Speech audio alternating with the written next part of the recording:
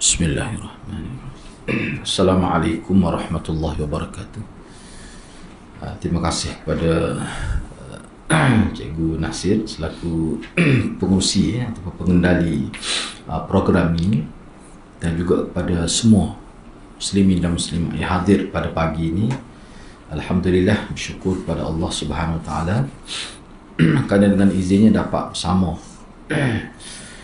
untuk mengikuti program pengajian di Aipaksi. Jadi seperti yang dimaklumkan bahawa tajuk perbincangan pada pagi ini adalah berkenaan dengan menyembelih binatang dengan niat untuk selain Allah. Ini bab yang ke-10. Sebenarnya tajuk ini berkait dengan menyembelih binatang dengan niat kerana selain Allah ini.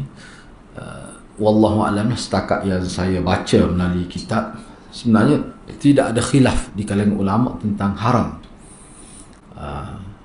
Dan haram itu termasuk haram dosa besar yang paling besar lah, iaitu syirik kepada Allah.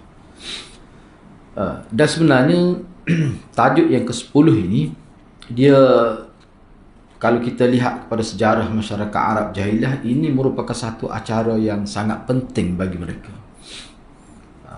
Kerana menyembelih binatang dengan niat untuk berhala, dia merupakan satu bentuk taqarrub kepada Allah, kepada sembahan mereka yang paling besar lah. Yang mana di sebalik amalan ni, dia ada satu keyakinan bahawa dengan buat begini Allah akan suka, Allah akan reda, Allah akan perkenankan permintaan. Jadi sebenarnya antara tujuan dilakukan sembelihan dengan niat kepada berhala itu sebenarnya untuk memujuk berhala supaya mengurniakan nasib kepada mereka, memberikan kelebihan dalam apa saja perbuatan yang mereka buat, gitulah. Dan sebenarnya amalan ini berlaku juga dalam masyarakat kita. Kalau kita baca buku-buku yang ditulis oleh kita kata ahli-ahli akademik lah berkenaan dengan amalan-amalan syirik yang berlaku dalam masyarakat Melayu ni, sebenarnya ada disebut. Kita kata di Pantai Seri 7 tu, itu satu hal lah, itu acara besar lah. Ni acara individu kita kata. Nazar ataupun pergi jumpa bomo nak darah air putih dah. Kena sembelih itu pun termasuk ni juga. Walaupun dia kata dia niat kerana Allah, daging tu kita gula, kita ambil darah buai gitu saja. Kata bomo. Tak boleh kot. Sebab niat tu maksud buat tu. Niat ni dia tidak berlafaz. Dalam hati tu kata bismillah Allahu akbar, itu tidak wajib dalam sembahyang. Tak kata gitu pun tak apa sebenarnya, asal kerana Allah. Ni bukan kerana Allah. Ini termasuk dalam bab syirik. Walaupun setengah-setengah ulama kata kalau seorang itu jahil, dia kata tak syirik lagi, tetapi perbuatan ni semua ulama kata boleh membawa kepada syirik. Dan perbuatan ni umumnya dia berkait dengan pemujaan terhadap makhluk ghaib yang disangka sebagai boleh memberi kesan baik dan buruk dalam kehidupan manusia. Itu sebenarnya. Baik, cuba kita tengok di sini lah. Menyembelih binatang untuk selain Allah adalah perbuatan syirik. Kerana dalil-dalil dalam Al-Quran dan As-Sunnah jelas sekali terkandung perintah untuk menyembelih binatang untuk Allah Azza wa Jalla. Hanya untuk Allah sajalah. Itu jelas. Kalau melibatkan sembelihan ini, dia sensitif dalam agama. Itu dia kena kepada Allah sahaja. Dan wajib diikhlaskan kerana mengharapkan redha Allah. Sebagaimana dalil-dalil daripada Al-Quran dan As-Sunnah jelas sekali menunjukkan hal tersebut dalam masalah salat. Lebih dari itu, Allah Ta'ala telah menyertakan penyebutan menyembelih binatang dengan salat dalam beberapa ayat. Mana dalam ayat Quran ni, kadang-kadang dalam satu ayat tu Allah sebut mesti ikhlaskan kepada Allah, disebut salat, kemudian diiringi dengan sembelihan. Diiringi dengan sembelihan. Ini sebenarnya sebagai satu isyarat bahawa seperti mana salat kalau dibuat tu bukan kerana Allah. Bukan kerana Allah ni bukan makna riak di sini, jangan silap faham. Riak tu satu perkara. Riak tu tidaklah jadi syirik akbar yang merosakkan akidah tauhid. Ni salat ni, mana salat ni, salat kerana berhala tu. Kerana sembah berhala, bukan sembah Allah lah. Salat juga tapi bukan sembah Allah. Tu. Mana salat tu kerana mengagungkan yang lain. Hak riak tu lain, hak tu riak tu memang hak tu jelas lah syirik asghar. Hak ni lain. Kemudian dalam kitab ni dia tidak memberikan perincian. Sebab salat ini setengah-setengah ulama dalam kitab-kitab yang lebih detail disebutkan salat ini dia boleh juga dengan erti pemujaan. Walaupun dalam istilah syarak salat ni dengan erti seperti yang kita faham lah, satu perbuatan khusus bermula dengan takbiratul ihram dan berakhir dengan salam dan dengan ada rukun-rukun dia tu lah. Itu salat dari sudut istilah syar'i. Tapi salat ini dari sudut lain dengan makna doa, dengan makna satu bentuk perbuatan yang bersifat sembahan dan pemujaan yang dilakukan dalam bentuk perbuatan yang zahir. Itu termasuk juga. Sebab tu kita sebut orang Hindu dia ada salat cara dia tak serupa tapi dia panggil salat juga. Dia panggil salat juga. Begitu. Jadi hak yang dikatakan syirik besar ni maknanya perbuatan itu dilakukan bukan kerana Allah. Gitu maksudnya. Kalau kita kata solat tu niat tu bukan kerana Allah, walaupun dia kata niat kerana Allah tapi dia buat tu kerana nak tunjuk pada mertua dia, nak tunjuk pada orang bahawa dia rajin. Mana riak lah nak tunjuk dia ni rajin. Hak tu riak tu itu asghar, bukan akbar. Baik, menyembelih binatang korban kerana Allah Subhanahu wa ta'ala itu termasuk ibadat yang paling mulia dan merupakan ketaatan yang besar. Bayangkanlah dia ada pada ibadat tu. Ibadat korban pada hari raya haji tu. Mana besar tu. Sebab itulah ulama kata janganlah kita niat misalnya ada kira kita menggunakan dalam fiqh pada sebut. Setengah tu dia niat akikah misalnya. Memang dari segi fiqh boleh. Boleh pun kena ingat, boleh juga. Harus, disebut harus. Harus ni saya terjemah dalam bahasa Melayu, boleh juga. Bukan bermakna molek. Hak semoleknya, kita direct. Seperti mana Nabi, sahabat buat, hak tu dia niat korban untuk 10 Zulhijjah tu lah. Hak tu hak moleknya. Dan hak tu, dia boleh sekat 3 hari ya. Hak akikah ni bila-bila pun boleh. Jadi rugilah kita. Dengan anggapan bila kita buat akikah, dia boleh sekali hak tu. Hak tu dia kena ada dalil tu. Sebab tu pendapat yang disebut dalam kitab fiqh tu ramai ulama tak setuju. Tapi kukuk mana pun itu termasuk dalam pandangan ulama dalam bidang fiqh. Dia orang kita ramai tu. Ramai tu. Jadi kalau tanya saya rasa lebih baik kita khususkan tu. Tak perlu kita kaitkan dengan akikah tu. Sekarang dia tunggu 10 Zulhijjah. Nak sembelih. Jadi ambil satu bahagian. Dahlah kita kata satu bahagian. Hak tu pun tak pernah tak ada satu hadis.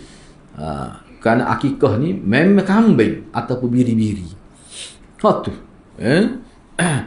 Jadi jangan sebaik-baiknya lah. Kita jangan ubah lah tu, kekal ke tu. Walaupun saya tidak sebut bid'ah, ulama kita pun yang tidak setuju tu pun ada yang kata bid'ah pun. Sebab apa? Sebab dia jelas sangat tu hukum akikah tu. Sangat jelas. Jadi kalau kita ambil satu bahagian daging korban tu, itu dari sudut fiqh, iyalah dari sudut fiqh. Sebab tu saya tak kata bid'ah, tetapi kalau kita mengikut cara sahabat, misalnya Aisyah sendiri, dia tak benar anak saudara dia sembelih selain daripada kambing dan biri-biri. Walaupun nak sembelih seekor unta boleh tak benar, dia kata tak boleh pahala. Kalau nak sembelih unta, sembelih kambing dulu, sesar dulu hak asal tu. Lepas tu sembelih hak lain. Mana lebih baik? Kalau hak ni khilaf, hak ni tak, semua terima. Lebih baik hak tu lah. Boleh. Macam ni tak sebab kalau kita bagi kambing seekor orang, orang tu di Selangor, kita suruh dia niat untuk korban untuk kita, boleh tak? Dia boleh mengikut fiqh, boleh dia panggil bak wakalah tu. Bak wakil niat boleh. Bukan sekadar Selangor tu pergi ke Kemboja mana tu. Tu semua tu wakil belaka tu. Jadi kita nak pasang niat macam mana tu hari yang Tak, kita sebut dia gini. Dia gini, kita sebut dia mana hari ni saya untuk daging, untuk kambing akikah lah. Awak tolonglah untuk saya. kita korban. Korban sama, korban boleh kok. Niat korban. Kalau dia niat untuk kita. Dia niat untuk kita. Dia niat untuk kita sebenarnya kalau dalam kitab fiqh, kalau dia tidak niat apa sebab dia sebagai wakil. Wakil ni maknanya bila dia keluarkan sejumlah duit kita lah, semua dia tu wakil untuk korban di sana. Waktu dalam kitab fiqh bahkan ada pun dalam hadis jenis gitu tu. Ada. Melalui kias lah. Melalui kias misalnya ada sahabat Nabi tu dia nak bui derma, tapi dia tak tahu siapa dia wakil. Boleh hal ni. Jadi ulama kias lah. Dia tu semua tu terima, tu tak ada masalah tu. Boleh. Cuma isu yang menjadi isunya korban ni mana lebih baik tempat kita dengan tempat orang. Tu bab lain pula. Tapi bab wakalah, tu memang ulama terima. Boleh lah, sebab tu dia tak terima isu sebenarnya. Cuma jadi isunya korban tu lain, kita duduk lain. Wakil tu tak terima masalah. Mana lebih afdal? Hak ni khilaf pula di situ. Kalau mengikut Yusuf Qaradawi yang saya pernah baca dari itu, dia kata kita kena tengok keperluan lah. Misalnya kita ada tepat gede kita kata. Kawasan konflik kita yang berlaku, peperangan, orang Islam di Kemboja, di mana-mana ya, nak makan daging, susah daging, roti pun tak boleh. Jadi sekali-sekala dia boleh rasa daging korban ni mak besar tu, untuk dia sebagai bantuan lah. Tu molek pula dari sudut tu, sebab tempat kita ni nak. Tempat kita ni, saya ingat ada satu musim korban tu dah. Duk main Allah kok nel lah daging. Ramanya orang korban, kita Allah, dia Allah kita. Kita tak korban apa begini? Kau penuh peti ada. Jadi tak tercapai. Sedangkan kalau ulama dia kata ambil sekadar untuk kita makan, sudah lah. Patut lain kita bagi ya. Walaupun boleh simpan, tak ada masalah. Tapi kukuk mana pun bagi Yusuf Qaradawi dan ulama-ulama setakat saya baca lah. Hak moleknya kita bui ni maknanya kita nak bui semua tak apa, tapi setengah orang kata sunnah biar kita ada makan juga daripada hasil kita korban tu. Jadi kalau kita nak bui keluar, memang ulama kata boleh. Kalau keadaan tu memerlukan begitu, dan memang perlu pun sekarang ni begitu. Sebab kalau cumanya setengah ulama hak asalnya korban ni dia nak syiar itu. Molek kita sembelih sendiri lah. Tapi nak melih mana dah, tengok darah pun. Itu dah, tak apalah tu. Mana kita nak hadir tempat korban, dia ada kelebihan lain pula. Tapi semua tu kita akan dapat. Walaupun kita korban jauh pun. Sebab tu molek kalau kita korban jauh, kita tak tengok daging korban, tak tengok binatang tu mengalirkan darah ni, kita tengok ada kapal kita pun boleh. Nak buat macam mana? Dah kita nak pergi sana tak boleh. Tu pemuja ada orang bawa. Dia sebenarnya orang-orang tempat dihantar daging korban ataupun dikorbankan dengan duit kita, suka dia miskin. Nak beli lembu tu kan tak boleh. Dari sudut tu Yusuf Qaradawi kata banyak perkara, dia bukan sekadar korban saja, dia menampakkan kita kata simpati kita kepada masyarakat Islam yang tidak bernasib baik tu. Molek tu boleh. Boleh lah maksudnya, tidak jadi masalah. Itu termasuk dalam bab wakalah. Dalam bab wakalah. Cumanya ada sengsuh yang kata tak boleh, itu memang ada pun ulama berpendapat gitu.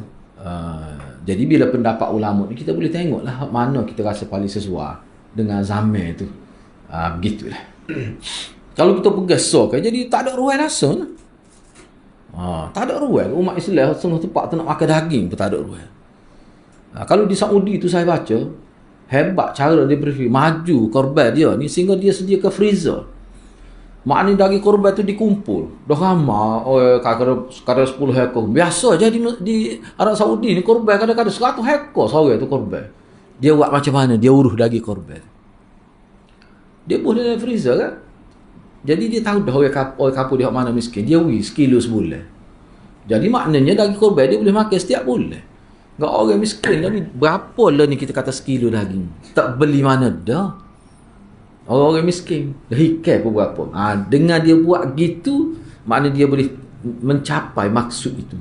Dan mengikut Maulana dulu, masa saya belajar dia kata dia sangat setuju cara itu. Dan pada waktu tu, saya tak ingat tahun 92-93 Maulana sebut, di Kedah ada dah buat masjid yang urus. Masjid ni dia cari dana, dia beli freezer besar lah dan dia urus gitu. Sebab kadang-kadang longgok ke daging korban ni korban banyak sangat. Betul lah kadang setengah kapur tu boleh katakan hampir semua korban. Kalau kita buat gitu, orang miskin yang kita sudah tahu sudah ada dalam senarai masjid, boleh bagi setiap bulan kepada dia. Bagus tu. Kita sekira ada pitih ni. No. Tak makan daging ni, bahan rosak terus. No. Tapi orang miskin payah. Boleh lah gitu. Baik. Cuba tengok di sini lagi. Termasuk dalam hal ini, menyembelih binatang korban kerana Allah SWT itu termasuk ibadat yang paling mulia dan ketaatan yang besar.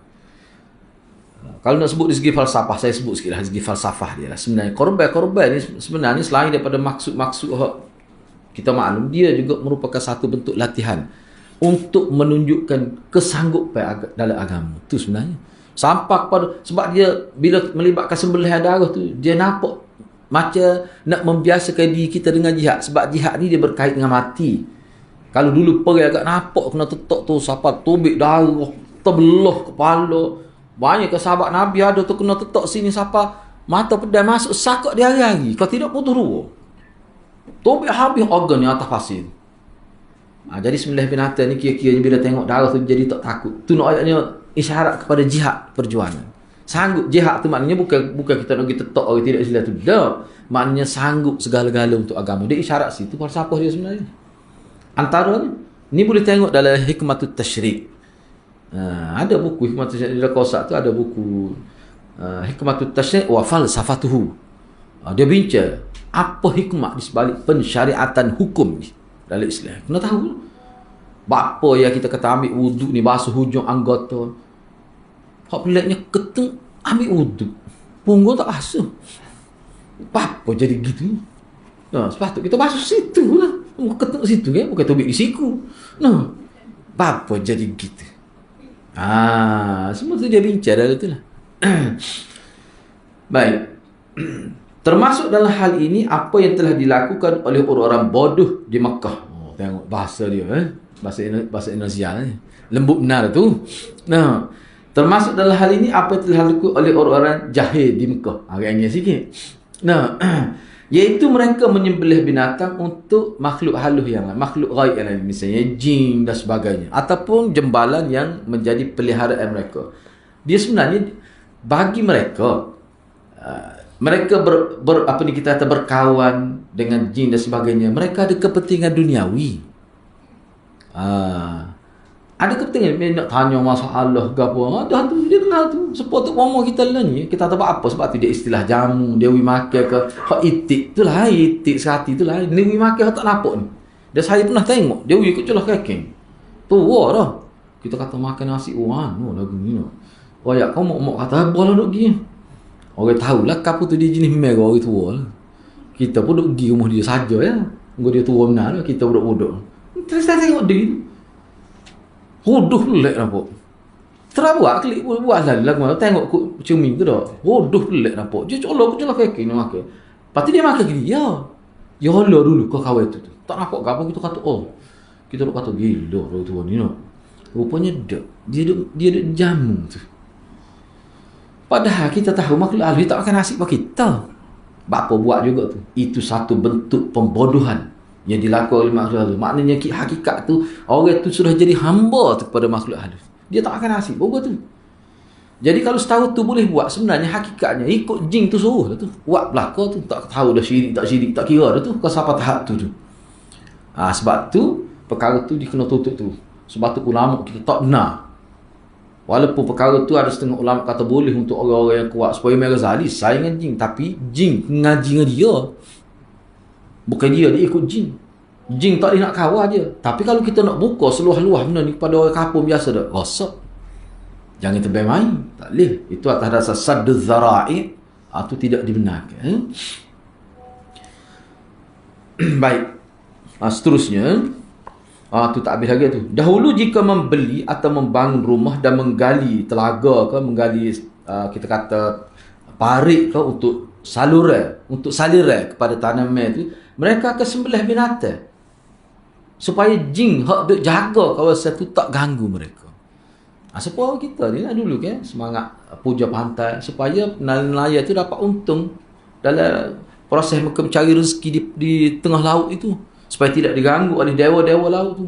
Ini dia panggil paganism. Dalam istilah dia panggil agama paganism, yang percaya kepada kewujudan dewa di kawasan-kawasan ataupun zon-zon tertentu. Hak ni terkenal di Mesir lah. Di Mesir ni hak ni terkenal.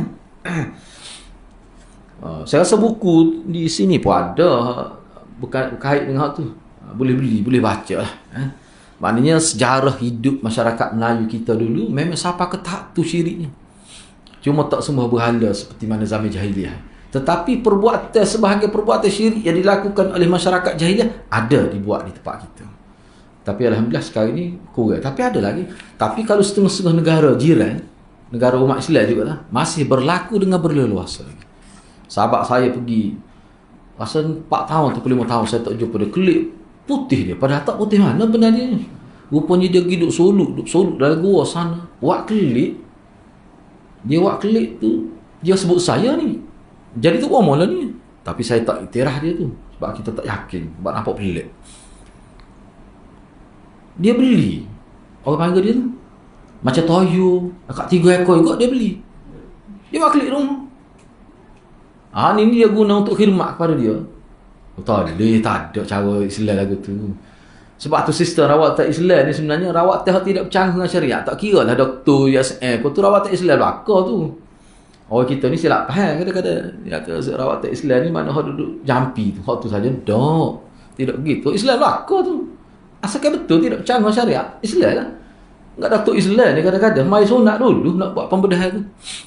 Kau mai minta dengan Tuhan. Takut kena puasa 2 bulan tu lah. Kena hak tu logam. Kena 10 orang setahun. Mati yang begitu doktor. Ustaz-ustaz gini kena vaksin awal sepatutnya. Tak boleh lelak begitu. Tapi duk lelak begitu, duk meraya kursi ni kena tambak tak boleh lepas gok jenis gini ni. Tapi bahaya lah. Bahaya kita ni. Tak boleh nak beza mana hak utama, hak tidak utama. Begitulah. Tu cuba tengok dalil yang pertama. Tadi muqaddimah ni dalil yang pertama dalam surah Al-An'am. Allah berfirman. Kita nak baca semua ni lah dalam doa iftitah ni. Qul, katakanlah oleh engkau wahai Muhammad. Dia kena ingat aku ni kalau kita belajar usul tafsir, makna ini satu perintah khusus Allah kepada Nabi supaya Nabi sampaikan. Dan bila guna qul, ini perintah yang sangat penting lah. Mana selepas qul tu kira-kira penting tu. Hak selepas qul tu dia panggil maqulul qaul. Dia panggil maqulul qaul. Misal qul huwallahu ahad.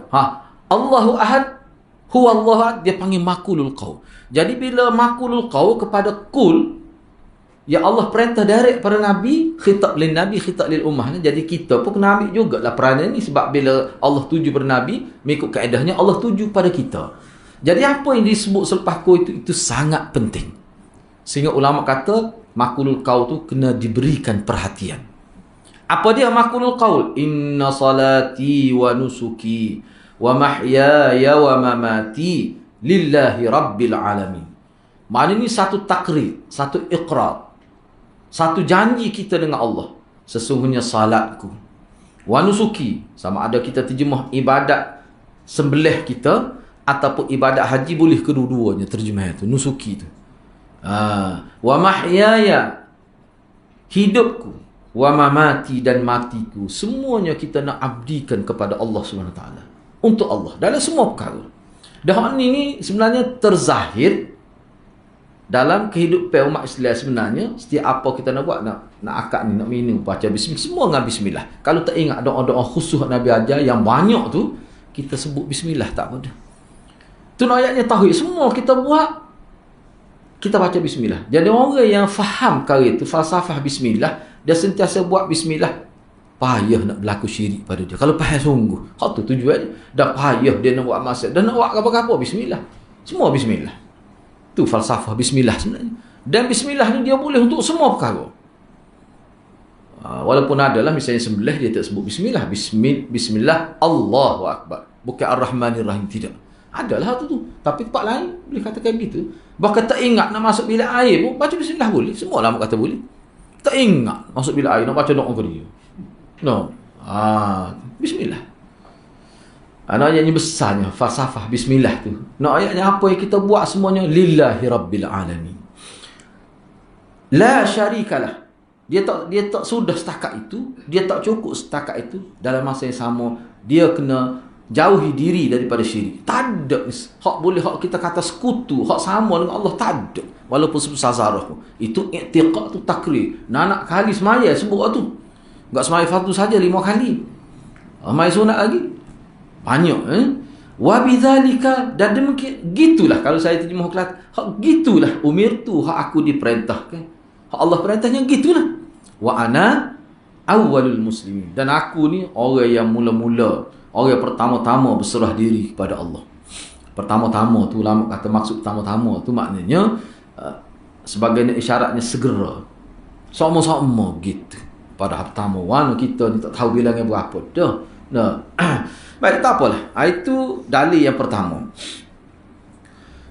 Baik, cuba tengok syarah dia. Allah Azza wa Jalla memerintahkan nabinya untuk mengatakan kepada orang-orang musyrikin, Jadi rupanya ayat ni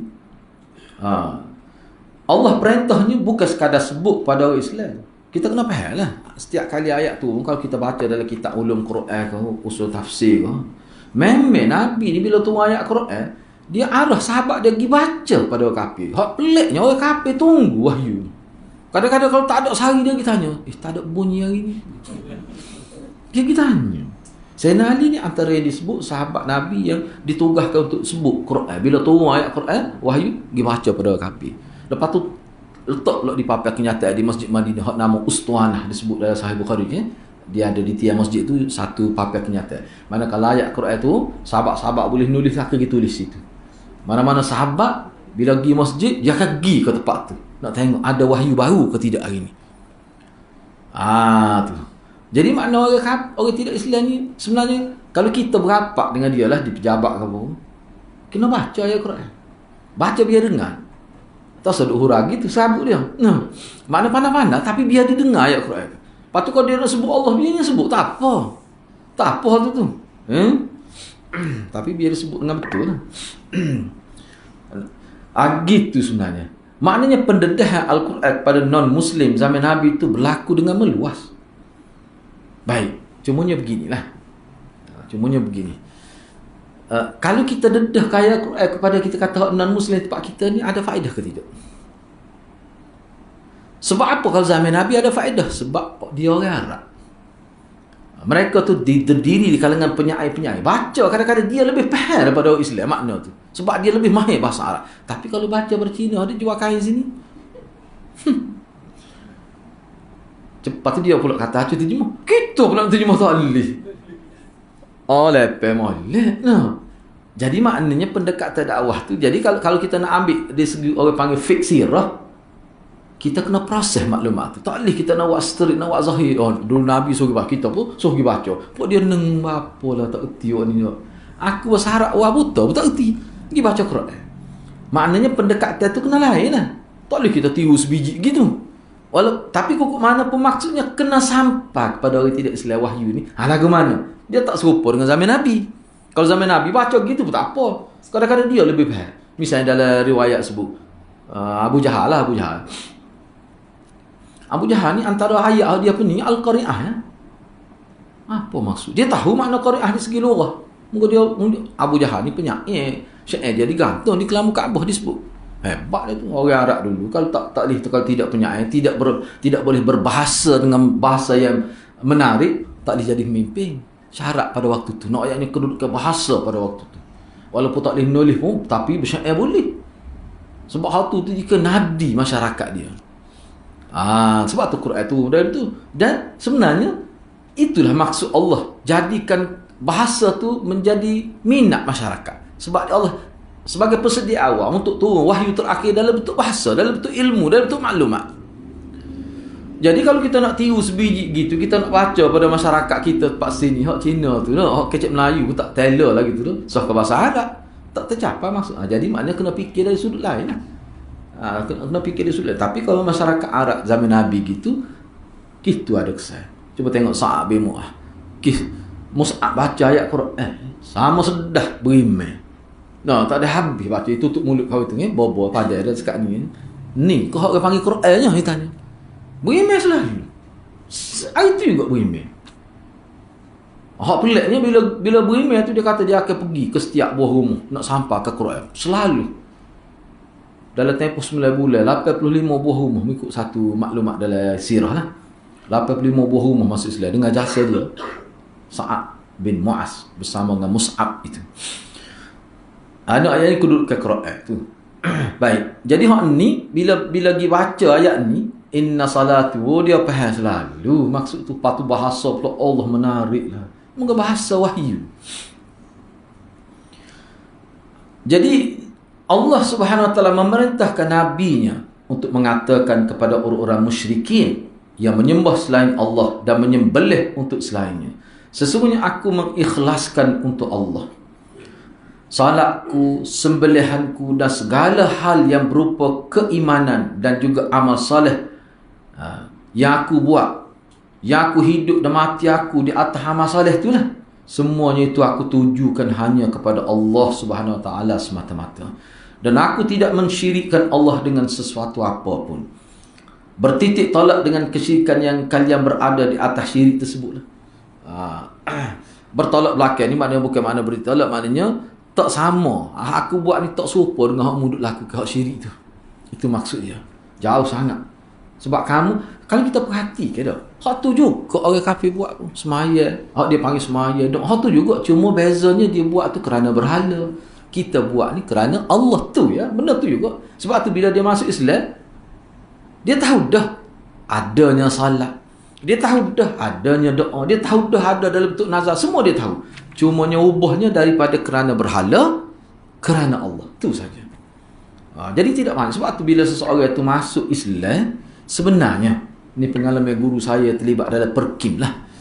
Saya pernah tanya, ni guru ustazah saya dulu, bila dia mengajar saya, kemudian selepas tu, saya tak ingat, masa tu umur dia 30 lebih, dia pun terlibat dengan perkim. Sekarang ni dia sakit, terlibat dengan perkim. Dia cerita lah, rupanya dia kata, bukannya payah sangat pun.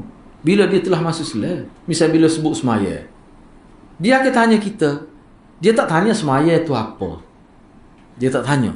Bahkan dia tanya lagu mana semaya. Hak dalam Islam. Makna ada dah semaya dalam ketika dia tidak Islam. Sebab tu dia tanya lagu mana semaya. Lepas tu lagu mana nak berdoa bila masuk Islam. Doa tu ada dah dalam agama dia pun. Jadi maknanya mudah. Jadi Islam ni dia ubah sikit ya. Okay. Kalau kita tanya awak doa ke dah? Mesti dia minta malak. Minta mak dia biar sihat. Kita kata hak tu juga. Cuma minta kepada Allah. Daripada minta kepada selain minta. Tu ya. Maknanya, ubahnya ke dia hakikatnya? Niat. Ubahnya adalah niat. Tu. Daripada niat itulah dia akan pergi segala-galanya. Pergi ke arah itulah. Berdasar pada niat kita tu lah. Tu. Kemudian, baca Quran, apa semua tu, dia pun ada bacaan, dia ada wirid dia juga. Sebenarnya orang tidak Islam ni. Adalah bacaan dia. Saya pernah pergi, kalau tempat saya tu, di SU3 tu, dia ada satu perumahan besar lah situ, antara besar lah. Bahkan di seluruh Selangor situ lah paling besar, tempat rekreasi pun. Algrimina tu. Algrimina disebut tu. Jadi kita pergi situ, saya pernah pergi pagi tu selepas subuh kita pergi jauh gitu. Memang aman. Beberapa orang lah. Dia duduk di kawasan terbuka tu, dia duduk semaya. Kita pergi dekat dia. Dia ada bacaan dia. Cuma kita tak faham. Saya dengar. Dia ada. Berapa-berapa dia sebut. Dia sebut kita dengar. Dia pun paling kelih kita. Kita pun pakai dia kata, maya juga ni kali ni lah. Pagi-pagi. Jadi dia pergi makan nasi situ. Dia jamu juga.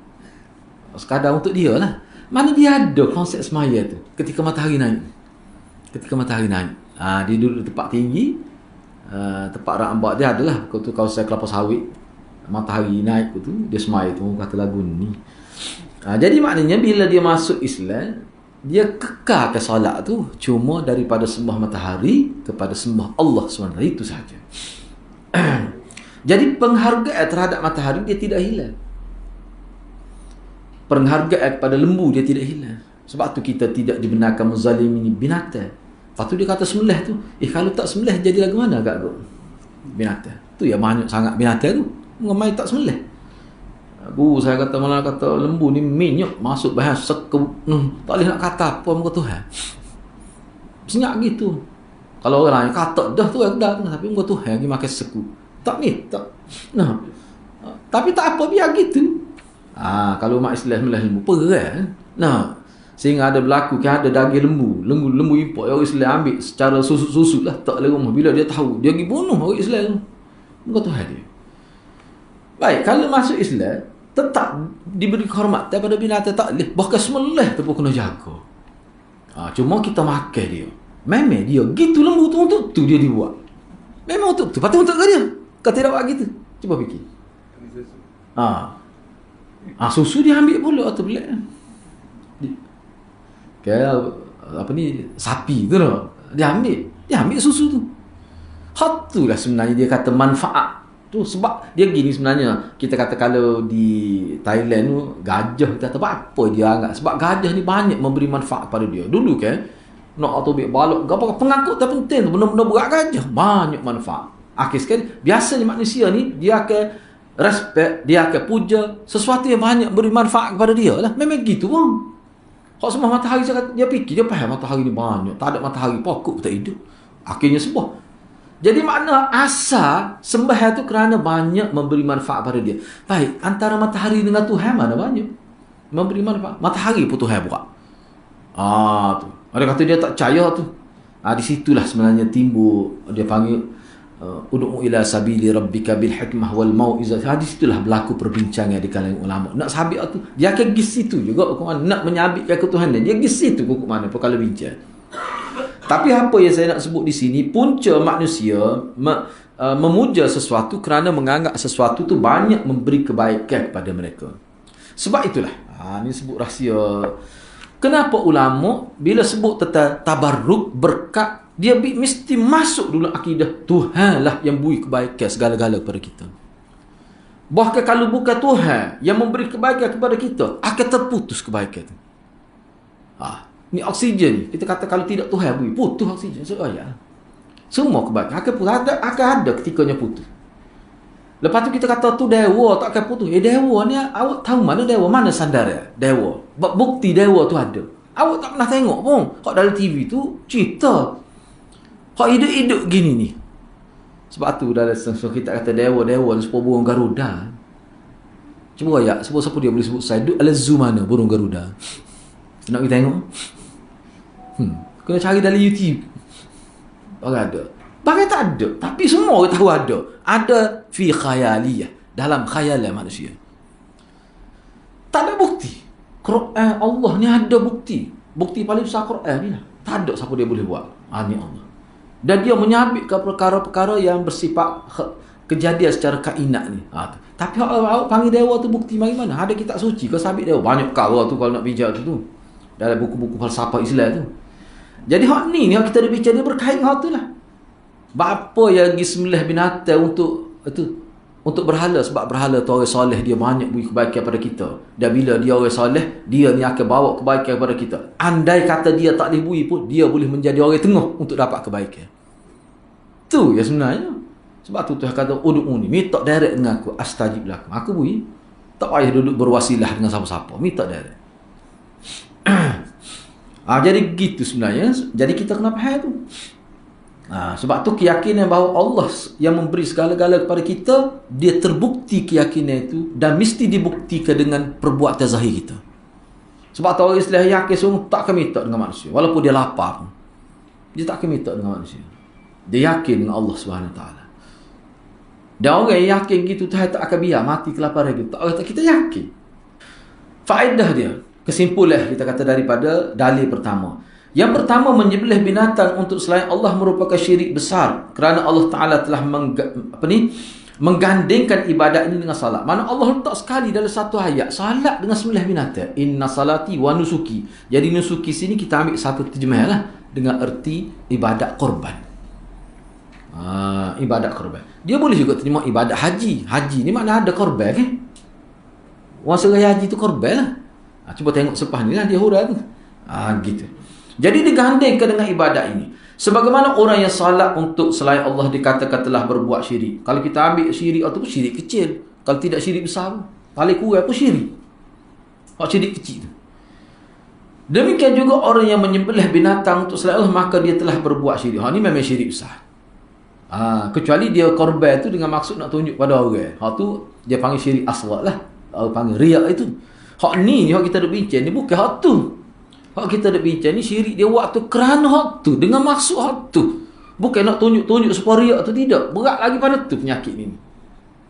Tu dipersembahkan kepada berhala itu. Tu syirik akbar. Kita kata sia-sia tu buat tu. Lepas tu dia letak daging korban. Lepas tu siapa dia? Jom makan. Pokok dia lah makannya. Hak jaga berhala tu. Cuma kalau hak letak kakamah tu, sebab zaman Arab jahiliah ni dia lebih besar daripada korban lagi, makna dia sedekah dia panggil sedekah juga. Tabarruk tu dia letak kakamah di depan berhala, lepas tu dia klik. Lepas tu siapa dia hak tembok tu? Hak dia ambil artinya kebah siapa? Hak jaga berhala tu lah. Dia hutang waktu. Tu penunggang agama dia panggil. Apa tu kebahnya?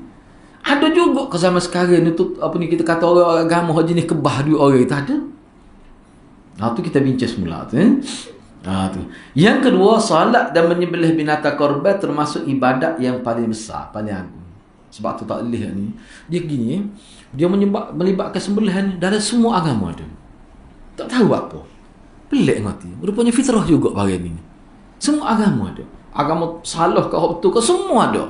Bahkan kalau ajaran hak tidak atas nama agama, semata-mata ajaran salah. Sebab kalau kata agama ni dia kena ada ciri-ciri dia. Semata-mata ajaran salah pun ada juga konsep sembelihan. Ada juga sebenarnya. Misalnya lah, dia ada satu ajaran salah dulu saya terlibat tu kita sebenarnya pergi nak tahu ya, tapi masuk pak dalam no. Memang dia ada. Kapal-kapal dia sembelih ayat apa dah? Bak lembu ni berat dah. Tak sembelih ayat tak apa dah. Dia ada maksud tu. Kadang-kadang gini sembelih saja. Dia ada maksud tu. Jadi kalau kita faham begitu, maknanya kita akan lebih mudah nampak lagi betapa hubung kait di antara sembelihan dengan perasaan manusia terhadap pemujaan, terhadap sesuatu. Kita sebenarnya kerana kita puja Allah, kita puji, kita sembah. Sama mereka sembah bukan sekadar puja. Tu kita sanggup sembelih untuk Allah. Mana kesanggupan tu? Dan hak tu dia ada nilai dari segi psikologi yang sangat mendalam. Bila sanggup korban tu gitu hak sebenar, hak kehendak sebenarnya. Dia sebenarnya nak menanam sifat kesanggupan tu.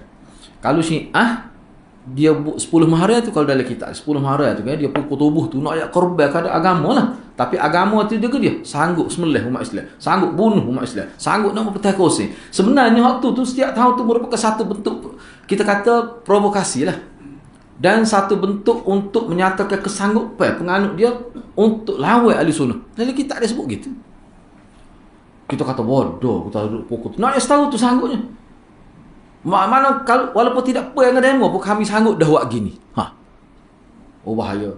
Ni satu proses perayaan untuk menimbulkan kebencian. Kita tidak untuk menimbulkan persahabatan, musahabah, sayang, simpati pada hak tu kita sebenarnya dia tak nak menimbulkan kebencian.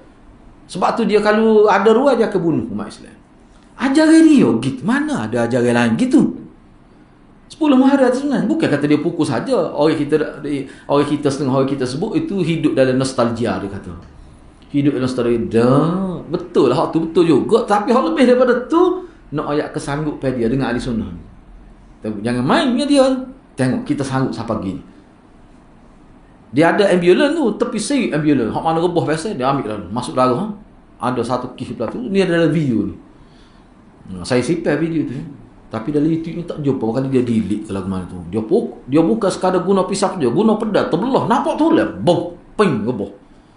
Doktor mari ambil lalu. Jahit. Dia tunjuk masa jahit atas ambulans lalu. Kita kata Allah bodoh kita kata. Tapi kesan dia kepada penganut-penganut dia duk tengok seluruh dunia tu. Dia naik semangat. Timbul perasaan benci luar biasa kepada Ahlu Sunnah wal Jamaah. Yang pada pandangan mereka adalah pembunuh-pembunuh Sayyidina Husain. Tu dia. Tu cara agama tu dia buat atas nama spiritual gitu tu tak, sebenarnya kesan dia sangat mendalam. Benci lebih pelik pada orang Islam, benci kepada kafir harbi ni. Dia jadi gitu. Sebab tu jangan main-main kita nak nampak baik ni, semoga dia tak kuat. Cuba tengok di Syria ni 20 tak sampai 20%, 18. Tapi bila dia pegang politik, cuba tengok apa jadi. Umat Islam pun nak kesi ya kita baca. Budak-budak Islam mula-mula dia berlaku peperangan tu. Hak mana Sayyidina Umar dicabut kuku. Anak-anak hak nama sahabat dicabut kuku. Waktu tak berani nak budak-budak tak berani nak ngaku nama Sayyidina Bakar. Dah cabut kuku ni. Setahu tu lah zalim. Baik. Ni yang saya sebut nak ayatnya bab sembelih ni, pengorban ni. Dia merujuk pada pengorban ni. Tiba-tiba kita duduk sembelih nak tahu, tapi tak ada rasa pengendalian. Mana tak faham. Mana tak faham kehendak sebenar di sebalik korban. Sebab itulah dalam Islam ni kalau dalam fiqh Syafi'i pun sebut kalau kita nak korban ni tidak dianggap baik dalam sebuah rumah tu lebih daripada satu. Dia satu orang yang molek korban. Sebab dia nak syiar. Sebuah ni main bini korban. Tok laki ke anak korban lagi dah. Jadi molek-moleknya korban tu seorang sudah lah. Tahun ni, tahun ni pula. Lepas tu kalau masing-masing ada duit itu korban untuk lain pula. bagi pada anak-anak yatim. Hak tu sebenarnya. Sehingga ada seorang itu dia sebut pada saya, bini dia buat himna korban. Oh, akhir sekali dia kata gini lah, tahun ni awak korban tak usah sembelih lembu, sembelih kitak, beli kitak saya. Bini dia kata, "Patut boleh kau?" "Apa tak boleh?" Dia kata. Engkau beli kitab tak terbit darah tu dia tak faham kali ni. Kata hak ni pula. Hak ni penting lagi ni untuk jihad lah aku. Korban sama dah kan. Cuba aja ada 2-3 tahun tu beli kitab untuk lelaki dia. Banyak boleh beli kitab tu. Nah. Yang pandai tu lelaki ni pandai bab-bab tu. Gitu sebenarnya Cuba kau tanya kat ustaz-ustaz hak kita kata hak kita yakin dengan ilmu dia tu, gapo dia nak, gapo dia tak cukup. Nak lain internet kau? No. Cuma internet banyak manfaat internet ni. Saya kadang-kadang kita hadis ni kadang-kadang kita malah pergi kerak pakai tarik situ ya. Makna hadil apa ni? Makna al-hadis. Kita pun masuk dalam web. Dia bahas ni rujuk ke hak. Jadi hak tu sebenarnya berharga lebih dari kitab. Dia ialah hadis ni rujukannya sini syarah. Kita tekapuk dia pergi ke kitab tu lalu. Berkebuk dah kitab dia tak tengok lah ni nak pakai tengok digital. Sebab apa? Rujukan dia. Dia sebut. Sebab tu kena ingat juga cara guna Google ke apa ni silap-silap hari bulan dong inya kita. Saya pernah kena dah sekali. Kita tak puasa. Kita tahu memang saya biasa dengan website Syiah ni. Hari tu mana hari tu terkena. Muju tak ada masuk dalam nota. Masuk dah sekerak dah. Dilihat mula. Dia cara harga dia tu. Mula molek lah kita pun kenal lah. Daripada dalam kitab Syiah pun ada juga. Hak molek dia sebut bukan kata tak molek semua. Kata tak molek semua. Nak nipu tak anam. Nah tu. Patah akhir sekali dia soleh. Kama qalahu Tabarsi. Mana tu nama kau ni? Tak ada di sana tafsir Tabarsi. Tengok memang kitab dia. Kita pun lah. Sebab molek isi dia tu. Bak khatamun nubuwah ya. Siapa kata tak boleh ambil ni? Biarlah bu. Molek pun. No. Tu. Kena tahu juga tu.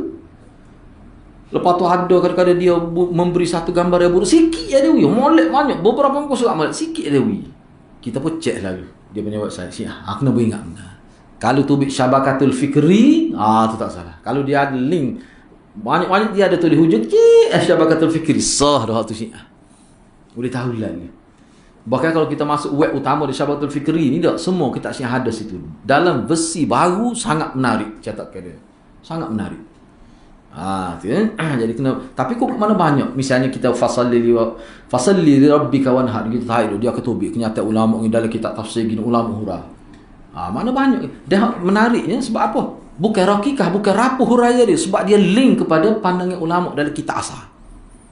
Tu bagus tu. Apa kata tu? Enggak kalah ambil internet 50 ya tak agak tu.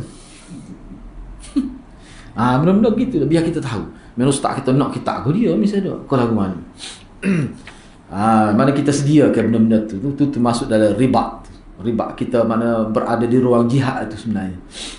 Misalnya sini kita majlis apa dia keperluannya. Waktu bagi saya kalau nak banyak lepas ni kalau ada kitab-kitab baru nak buat kuliah ni biar pokok kita ada sponsor. Misalnya seorang tu dia sponsor untuk 10 orang boleh pahala dia tak semari ngaji ni kat orang. Dah kalau semua hari boleh tak hari baik kata kita lalu. Tak apa kita beli kitab. Beli borong gitu lalu. Ni ustaz kita tulis kitab 1000 pun 4 tahun tak habis jual. Tak lagi sikit rabuk. Tengok kau ramai tak rasa apa. Nak ni kalau beli 10 butir sehari habis licin 10,000 kitab ustaz ni. Ni tak beli. Tu besar pun pakak dengan bini. Tapi nasi dia beli 10 sehari tu tak tahu. Cuba buat. Seorang beli 10 lepas tu bagi ke jiran-jiran. Cari hok begini baca lah. Beri je. Boleh pahala tak nak pasal-pasal. Kita. Minggu ni makan nasi kedai. Kita nak beli kitab. Beli 10. Kita ni beli 10 butir. Kita 9 tu kita edah saya kita. Habis bos 1000 cetak tu kan. Tapi tak ada. Tak segitu. Pelik mati. Padahal dia boleh pergi letak tu. Sepuluh sahabat anak ada sana.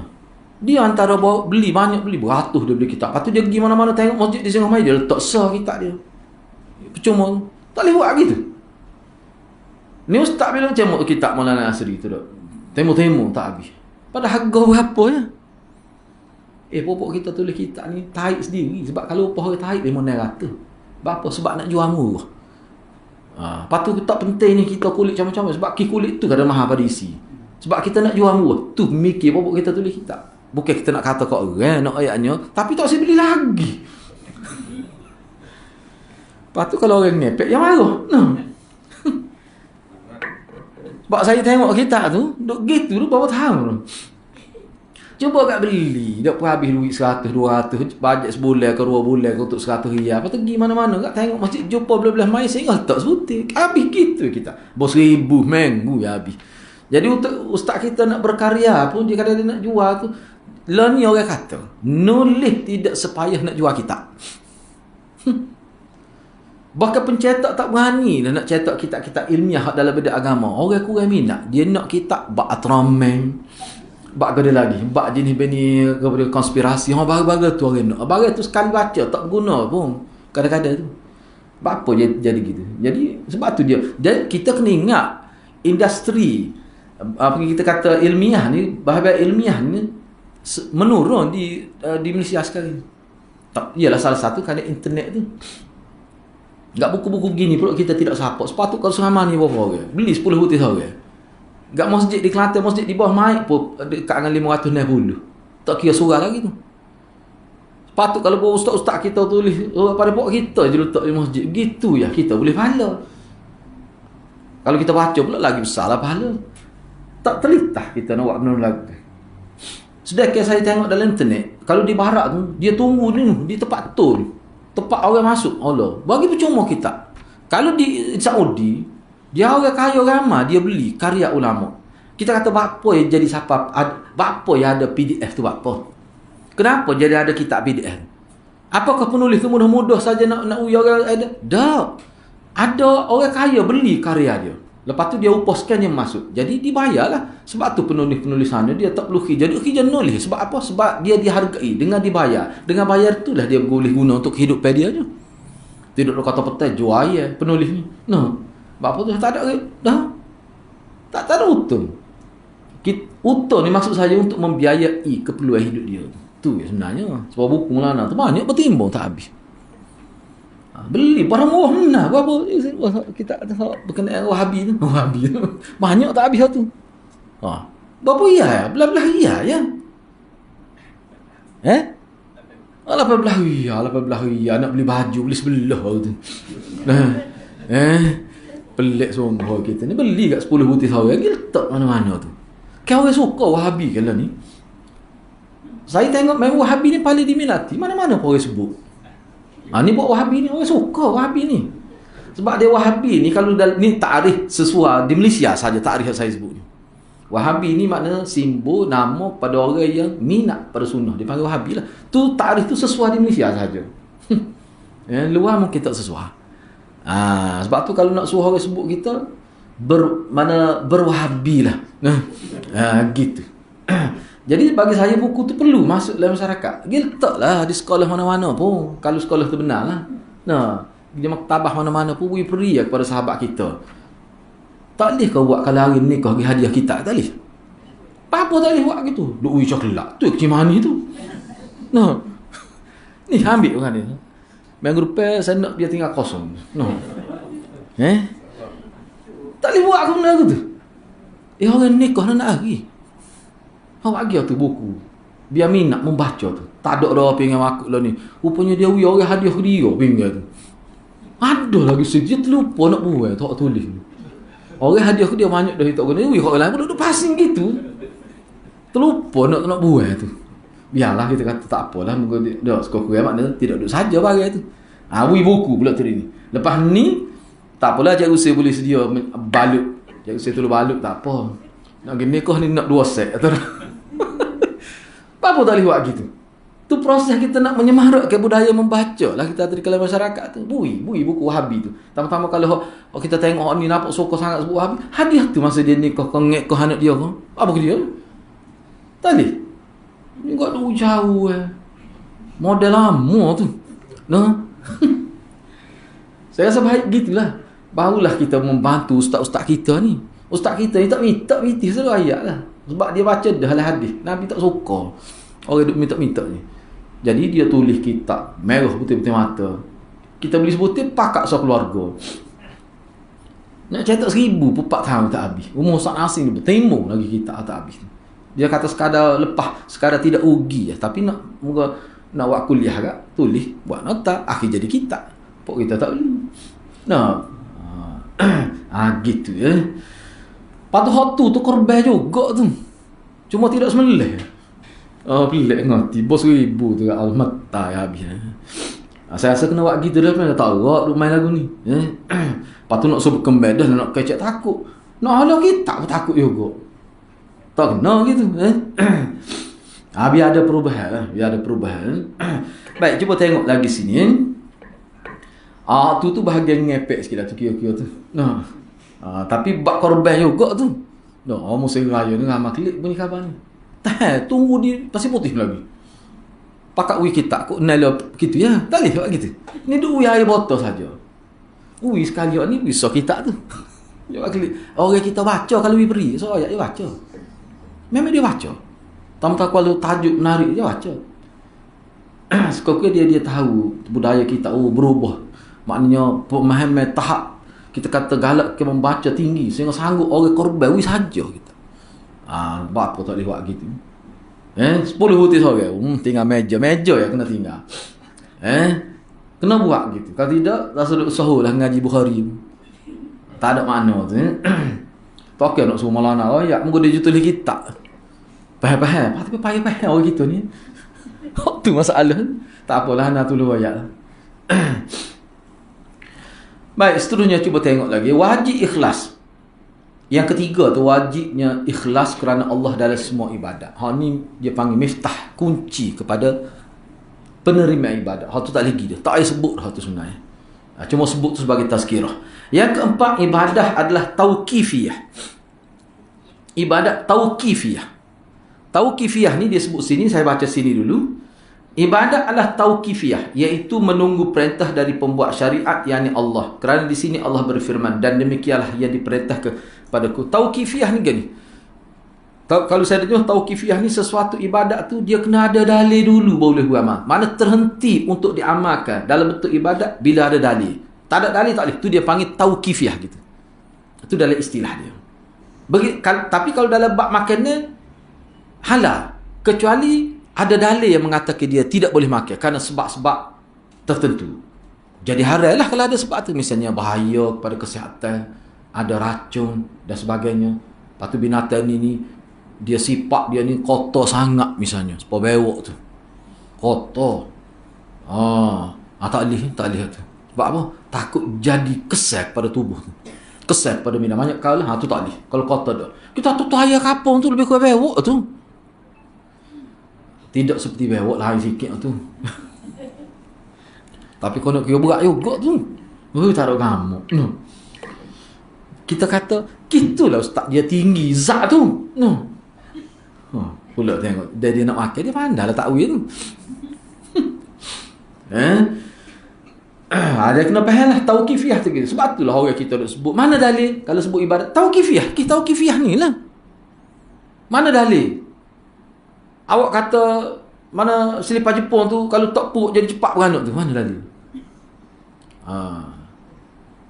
Selipar Jepun Funkyong tu. Mana dalil kalau tak puk orang panuk tadi tobik puf roket gitu, mana dalil dia? Cepat beranak, mana dalil? Ni selipar Jepun yang baru ni tu dulu. Ni yang baru pula ni. Dia ada semua baru ni. Selipar Jepun. Mana dalil dia? Demo tak setanya lah kawannya.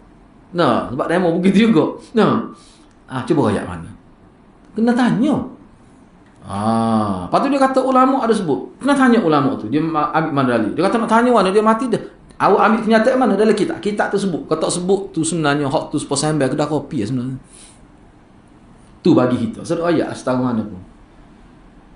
Imam Hafiz Ibn Hajar. Dia bincang tentang sunnah potong kuku dalam syarah Ethiopi, syarah Mishkat syarah Sunan An-Nasai, jilid yang ke-7. Disebut kenapa kita tidak terima pandangan Imam Ghazali bila Imam Ghazali kata dia anggap istihbab. potong kuku ni bermula jari ni, potong mari pula. Jadi adalah cara dia tu. Apa? Sebab tidak ada hadis. Sebab tu tolak Imam Abi Hanifah tak diterima. Hak adanya tangan kanan, bukan jari. Mana kalau kita kerak kuku kok mana asal kanan boleh sunnah. Ni dia sebut jari. Jari tu tak ada hadis. Mana ulama tolak walaupun sebesar Imam Ghazali pun dia sebut tu sebab dia sebut gini. Dia tidak sebut sebagai Imam Syafi'i. Kalau Imam Syafi'i saya suka, dia tak kata sunat. Saya suka gini. Awak nak ikut-ikut tapi saya suka gini. Boleh dah kanan tu, tapi nak menentukan jari tu sehingga kita kata istihbab, istilah istihbab tak boleh. Jadi Imam Ghazali bila sebut istihbab itu jadi maknanya macam hukum agama. Itu kata tak diterima walaupun sebesar dia tu. Apa tu? Sebab tak ada dalil. Dia kena ada dalil. Tak sedut ayat lah kalau tak ada dalil. Contoh yang kedua, hak tempat kita. Seorang tok guru tu, saya tak sebutlah nama dia. Bila dia terlibat dalam salat hajat perdana, kita tidak besar kau tu. Cuma nak ayatnya, ni cara agama. Jadi anak dia tu seorang ustaz. Anak dia tanya ayah dia untuk guru besar. Dia kata, ayah ambil mana ni maya hajat siapa besar ke ni mau buat ni. Zaman Nabi pergi perang besar pada ni pun tak buat. Ayah dia senyap pun. Ayah dia ni tertekan kerana desakkan ramah ni. Nak jawab dengan anak dia pun tak boleh. Bukan tak ada kali dia senyap. Sedih dia. Dia tertekan. Kadang-kadang manusia dia tertekan nak jaga orang ramah. Apa anak dia kata sedih tengok. Tapi ayah dia ni bagus. Dia tak marah ke anak dia. Sebab anak dia betul. Dia senyap. Tapi kat muka dia tu nampak sedih. Dia cerita pada saya lah. Gitu. Hak cerita ni adik dia. Maksudnya, adik dia cerita. Dia sendiri tidak. Adik dia cerita pada saya. Saya baik juga dengan adik dia tu. Nak ayatnya gitulah. Tapi buat juga tu tak tahulah. Kita terima masalah hajat tu halal lah. Hal tu memang ada. Terima khilaf ulama lah. Tak apalah. Tapi nak buat sebesar anjura sebagai atas nama perdana ni. Mana dalil? Sebab sahabat Nabi perang puluh-puluh kali. Tak ada sah pun sebut. Letak air dalam beldi besar. Baca ayat Yasin. Celup pedai lah tu ke. Tak ada. Tapi ayah dia tu dia macam, yalah, kesian juga. Kita bersangka baik, tekan dia. Tak wah tu kan. Itulah masalah. Tu kesal dia. Tapi perkara tu dia tidak boleh dibiarkan berlarut sampai bila-bila tu. Baik. Lagi selain daripada tu, cuba tengok lagi di sini. Kita pergi kepada poin yang kedua, fasalli li rabbika wanhar. Dalil yang kedua, surah Al-Kautsar. Maka salatlah untuk Tuhan engkau dan berkorbanlah untuk mendekatkan diri dengan Tuhan engkau. Itu maksud ayat ini. Syarah dia, cuba tengok syarah dia. Allah memerintahkan kepada nabinya untuk ikhlas kepada Allah di dalam salat dan di dalam berkorban, yang menyelisihi kaum musyrikin, di mana kaum musyrikin mereka sembah selain Allah dan mereka mempersembahkan sembelihan korban kepada berhala-berhala mereka. Jadi arahan ni arahan terbuka. Cuba perhatilah. Cuba fikir dalam masyarakat zaman Nabi. Nabi melawan arus, masa tu arus perdananya adalah sembah berhala. Nabi bukan tak tahu, Nabi orang cerdik. Dia tahu dah kalau dia buat ni akan nampak perpecahan dalam masyarakat. Perpecahan. Kalau kita nak guna istilah perpecahan, memanglah. Memang berlaku perpecahan lah sebab asalnya orang sembah berhala. Jadi ajak sembah Allah sahaja. Ada yang terima, ada yang tidak. Dan ada yang setengah-setengah yang tidak terima tu dia tolak dengan keras. Dia bangkang. Dia ancam. Di situ nampak perpecahan. Tapi perpecahan itu sebenarnya dalam rangka untuk menyelamatkan. Gitu nak mana? Tak boleh nak elak tu. Jadi maknanya dia kena ada juga berlaku persaingan secara terbuka, khususnya dalam bab-bab besar seperti dalam bab akidah, tauhid dan syirik. Maknanya Nabi tahu tak? Nabi tak takut ke? Ada sebab dia Nabi takut sebab Nabi diancam bunuh. Ketika balik pada Taif, Nabi duduk lama mana duduk luar kata Mekah, tak berani nak masuk. Tiba-tiba ada orang bagi jaminan, daman, jaminan keselamatan. Muhammad ni aku jamin, jangan siapa ganggu dia. Antara pemimpin Quraisy juga lah, baru dia boleh masuk. Siapa tahu tu? Enggak kita borek tungi punggung. Pelik apa? Bukan kekeh hati kita. Takut dah tu. Takut orang kata. Pelik orang kita ni. Nakut pelik. Dia takut orang kata. Padahal kita sebut lah. Tak boleh sebut kata capa tu. Lakar capa tu sebenarnya menyalahi sunnah Rasulullah. Tak boleh sebut gitu. Lepas tu dia kata kok mana? Kok mana pun? Dah tak tahu dalil. Kok mana pun tak boleh. Sebab sahabat tak buat. Cukup dah tu. Gitu ya. Latih tu ya. Lepas tu dia kata Wahabi. Wahabi itulah orang pengamal sunnah. Hawi gitu. Nak kata mana? Nak kata mana? Nak kata mana? Takut ke? Dia kata takut kena pecah kerja lah. Sebut pandai-pandai lah cara sebut tu. Tak ada orang pecah kerja. Bawa kita sebut benda molek gini. Tak ada. Tak berlaku gitu. Tak suruh usin. Sebut gitu takut lah sebut. Tak betul lah ni. Kalau kata tak betul, memang tak betul. Tak betul lah mana? Bahagian tak betul ni, kalau tak sebut pun memang dia tak betul. Demo tak ada dalil pun boleh kawal pun gitu juga. Padahal dalil ada kata dia tak erti nak kecek. Nah. Supaya orang tok guru orang kampung. Tak betul dia baca Quran tu. Kawan ngaji tidak gitu. Lah mana tak betul? Tak betul. Kita nak ayat tak betul ya, bukan ayat dalil pun. Nak tanya dalil ya mari kai paksi ni. Mari sini. Ayat kita ni. Orang kampung kan? Tak betul tu mu baca Quran tu. Lagu mana tak ayat? Tak ayat ngaji tak gitu. Tak boleh kata gitu. Tak betul tu cara capa bawa tu. Kalau saya ngaji tak gitu. Patut kat tu ada dah. Kita banyak kerja lain lagi. Nah, begitu cukup. Biar ada tentangnya, biar ada saingnya. Untuk orang kampung pada ni mai takut orang marah. Padahal dia bukan tanah padi pun. Kalau dulu Nasabah takut tak boleh baca. Nah. Lah ni tak ada kaitan apa dah. Pelik orang kita ni. Waktu pun takut. Sebab tu boleh hidup dengan mewah senang pokok dia mari. Depan mata kita dia buat binuk. Kita tak apa. Takut sebut. Takut orang marah. Itulah masalah. Jadi kena terai lah. Sebut. Tak betul. Semolek-molek. Kita tahulah dalil tu. Tengok ulama. Orang ustaz-ustaz kita duduk bahas tu. Kita muka kita semua minat internet. Orang tua berhenti internet. Orang tua lah ni beli tiket online. Tu main. Kita tak je buat gitu. Saya ingat lagi. Saja nak sebut cerita. Duk elang ngatuk dah. Ni bukan hadis ni. Ni anak mungkin lah. Anak mungkin kita ni. Anak dia beli telefon. Dia sekelami. Anak dia duduk penumpun. So beli telefon. Bukan telefon cahaya. Telefon smartphone. Kau 1,800 rasanya dia sebut. Tak tahu yang belajar mana dia ada FB dia buat lepas tu. Dia reti main internet ni. Dia duduk cek-cek. Dia masuk dalam website untuk beli tiket secara online tu. Dia tengok semua. Gak masa tu Asia ada promosi. Murah. Dia beli. Yang bukit tu, dia pergi sampai ke lain. Dia telefonkan dia mari ambil mok ni dia tu. Kejut anak dia. Mok beli mana? Mok tengok tiket murah tu. Mok beli. Nengu anak dia. Main-main orang tua lah ni. Yang itu main-main. Gigi pelesu pun tak cukup pakai. Tapi dia reti benda-benda gitu. Yang itu main-main. Baik, maknanya kita tengok lah dalam internet ustaz kita duduk bahas tu apa. Sudut mana-mana poin dia. Yang ulama kita tentang, dia kata tak betul tu. Ambil tu. Baca molek tu. Apa tak boleh? Lepas tu berdebat ni tak perlu lama je gini. Kena ingat sebab tu saya dalam internet. Saya tidak sebut banyak. Saya kata ni sebenarnya proses penerapan satu ajaran salah. Capa hanya wasilah. Kita masuk tu. Dodan pok dia timbuk kita. Tapi yang timbuk gini. Kita nak masuk tu dah. Masuk pula orang lain pula. Orang lain kita senyap lah. Kita jual tubik sudah. Patut orang lain masuk dalil. Maknanya proses muzakarah dia berlaku dengan sedikit tu. Sebut ya. Lepas tu lusa kita sebut pula. Nampak sejuk pula. Wih pula tu. Dia kata mana waktu pula ni. Dodan segai pula. Gitu ya. Akhir sekali orang repeh. Jadi patut. Tak boleh kalau gitu. Anak waktu tu sebab anak nampak waktu. Dia bukan isu capa sangat. Dah. Dia sebenarnya dia nak suruh kita terima. Bila terima tu, dia bila boleh telan dos pertama dia mari orang lain pula. Dia mari. Terima dulu. Sebab tu dia mari orang ni. Jadi orang kita setengah suruh pelik apa sebab kalau kara duk balah bak lakar capa. Kau ingat Tuhan tu molek, ingat Nabi molek juga. Dia ingat lagu tu ya berkali. Dah. Orang yang bawa tu dia bukan tu permulaan anak langkah pertama tu dia ada benda lain dia sebenarnya nak bawa. Hak tu saya sebut lalu tu.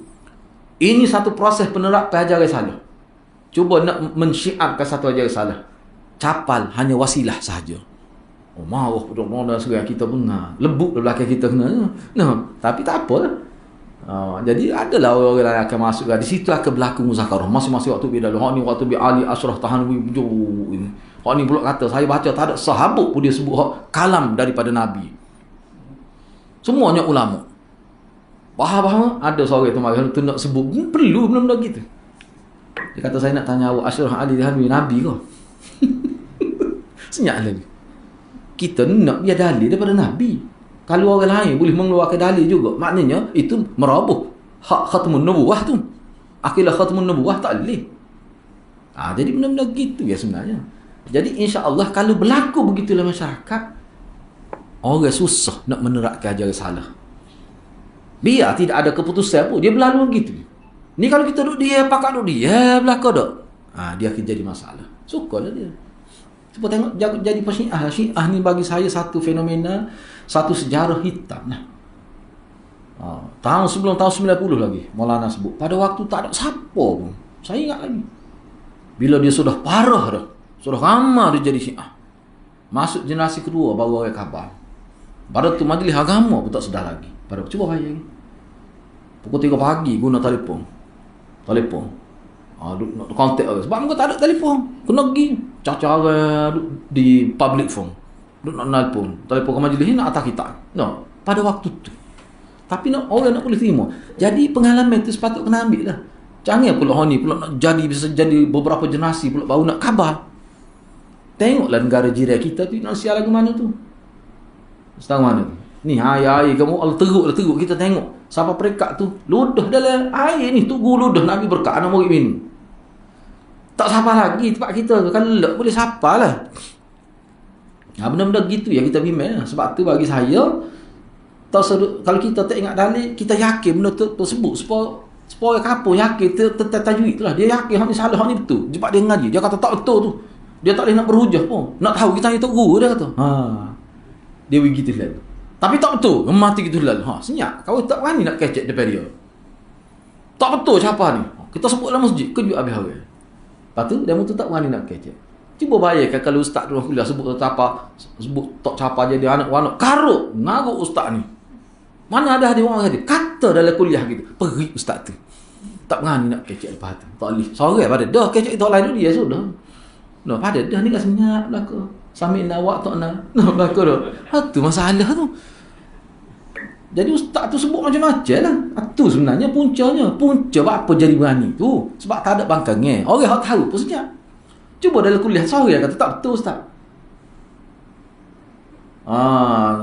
Ustaz kata kalau kita kena mek tu misalnya aksiden patu kita pun tak boleh sakut apa semua 2 bulan. Karut tu ustaz tu. Dia kata ada lagi kitab. Bohong tu tak ada lagi kitab. Ada kitab lagu lain sebut. Ada kitab tu bunuh qatlu ghairul am, bunuh dengan tidak sengaja. Klasifikasi bunuh kau kena mek aksiden tu siapa jadi gitu. Doktor warawat belah patu mati kategori bunuh ke tu? Bunuh tak sengaja. Kategori tu ke tidak? Mana awak tahu tajuk tapi masuk contoh tak kena. Bahaya tu. Kita kena tengok gini orang kafir dengan hak tu uli pala dia. Rasa dah nak masuk Islam tak jadi. Bahaya Islam. Anak dia 3 orang doktor. Mana kalau 4 orang setahun mati dia buat pembedahan, parok. Dia pun kali ambil kalkulator kali leper dia tu. Taklah sabar. Fikir tu kan. Sebab tu saya masuk dalam tu. Siapa dia di kalangan kita nak pakar? Saya masuk dalam tu.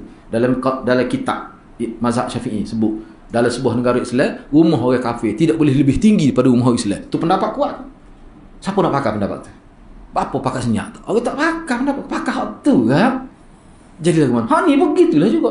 Patut hak ni memang salah tu. Hak dalam kitab sebut lagu lain. Bunuh secara tidak sengaja tu. Hak dia mari contohnya pergi nembak usaha, tiba-tiba tembak orang lain, tak kena usaha, kena orang lain. Hak tu hak tak sengaja. Tu panggil bunuh ghairul amdi. Ni kena mek kita. Bukan mek orang pun. Aksiden. Patut tekuk dia kata mak tu. Kita tak boleh saka. Patut kena puasa pula 2 bulan. Lepas ni kalau mek suruh tak usah pergilah. Kata mek gidi lah kata. Mek suruh ustaz tu pergi. Banyak gitu dia. Sebab ustaz tu kata tak boleh kita bimbang kata. Muka sini banyak bonggol lah ni. Banyak lopok di jalan ni. Saya bimbang takut mak jatuh kan. Patut tekuk dia kata. Ustaz tu banyak gitu. Senang. Boleh. Kenapa maksud ustaz kata kena puasa 2 bulan tu? Tak ada apa dah. Tak jelas tu. Dah tinggal ban. Tak apalah, bagus saja. Dia gini cerita dia. Saya pun tidak sebut dengan ambil tengah lalu cerita ni sebenarnya tu. Dia gini sebenarnya. Dia ada satu kisah berlaku ni. ada seorang ustaz biasa sebut dah gitulah. Takut mungkin ada lagi tak tahu agaknya. Dia kata dari segi hukum fiqh respon pada orang tanya soalan bertulis lah ni dalam video tu ada orang tanya dia lagu mana hukum ni. Hukum apa ni? Dia panggil hukum bunuh tidak sengaja ni lah. Nah. Hukum tu tanya gitu. Kena puasa ke tak? Dia panggil apa? Macam kafarah tu lah, puasa 2 bulan tu lah. 2 bulan berturut-turut tak boleh, dia kata tak boleh. Supaya syahrain mutatabi'ain tu dalam Quran sebut tu. 2 bulan berturut-turut. Kerana bunuh dengan tidak sengaja. Mula-mula dia sebut gitu, saya perhatikan. Lepas tu dia sebut tu, mana kematian tu dengan sebab kita. Dia sebut gitu. Dia mari contoh tu masalahnya. Dia mari contoh. 3 dia mari contoh. Dia babah. Dia babah, dia bawa bah tu, accident. Mati. Katakanlah mati 10 orang ke 30 tu. Dengan sebab dia kena puasa 2 bulan atas setiap orang. Mana kalau 10 orang mati, dia 60 hari kena kali 10. Dia kena puasa. Sebab apa? Sebab dia jadi sebab kematian. Itu termasuk bunuh dengan tidak sengaja. Tu dia orang contoh. So, yang kedua contoh, kita guna mat kita, dia kata. Dia guna mat kita. Batu accident, dia kata bonggo banyak ni. Kalau dia jalan ke accident, nonginyong, atau patah tekuk. Mati. Kita tak boleh saka. Dan kita kena puasa 2 bulan. Sebab mak kita mati, penyebab kita. Lepas tu dia mari pula contoh ketika doktor pula. Doktor buat pembedahan, mati kawan tu. Dengan sebab dia lah mati tu. Sebab dia buat pembedahan. Kalau dia tak bedah tak apa. Dia kelis saja. Masuk dia kelis tak apa tu. Dia bedah. Mati kawan tu. Dia kena puasa. 2 bulan betul tu. Dan dia sebut kalau 10 orang kena kali lah. Dia sebut dalam video tu. Mana kalau 10 kena kali 60 hari 2 bulan. Dan dia letak tu di bawah tajuk bunuh dengan tidak sengaja. Dan dia terjemahnya mati dengan sebab kita. Hak tu tak betul tu. Hak tu cerita dia nya. Dan dia sebut ada lagi tak? Memang ada lagi tak. Tapi awak mari contoh tu tak kena. Maka awak buat keputusan tak kena. Tu cerita dia. Sehingga perkara ni menjadi perhatian ahli akademik di universiti. Sebab dia boleh timbul fitnah tu. Fitnah pada orang Islam, fitnah pada orang tidak Islam. Macam-macam fitnah tu. Sebab dia kaitkan dengan fiqh Syafi'i. Itulah saya lemah tu. Kenapa Jabatan Pertanian tak bertindak? Tu kita pelik tu. Kita pun pelik juga.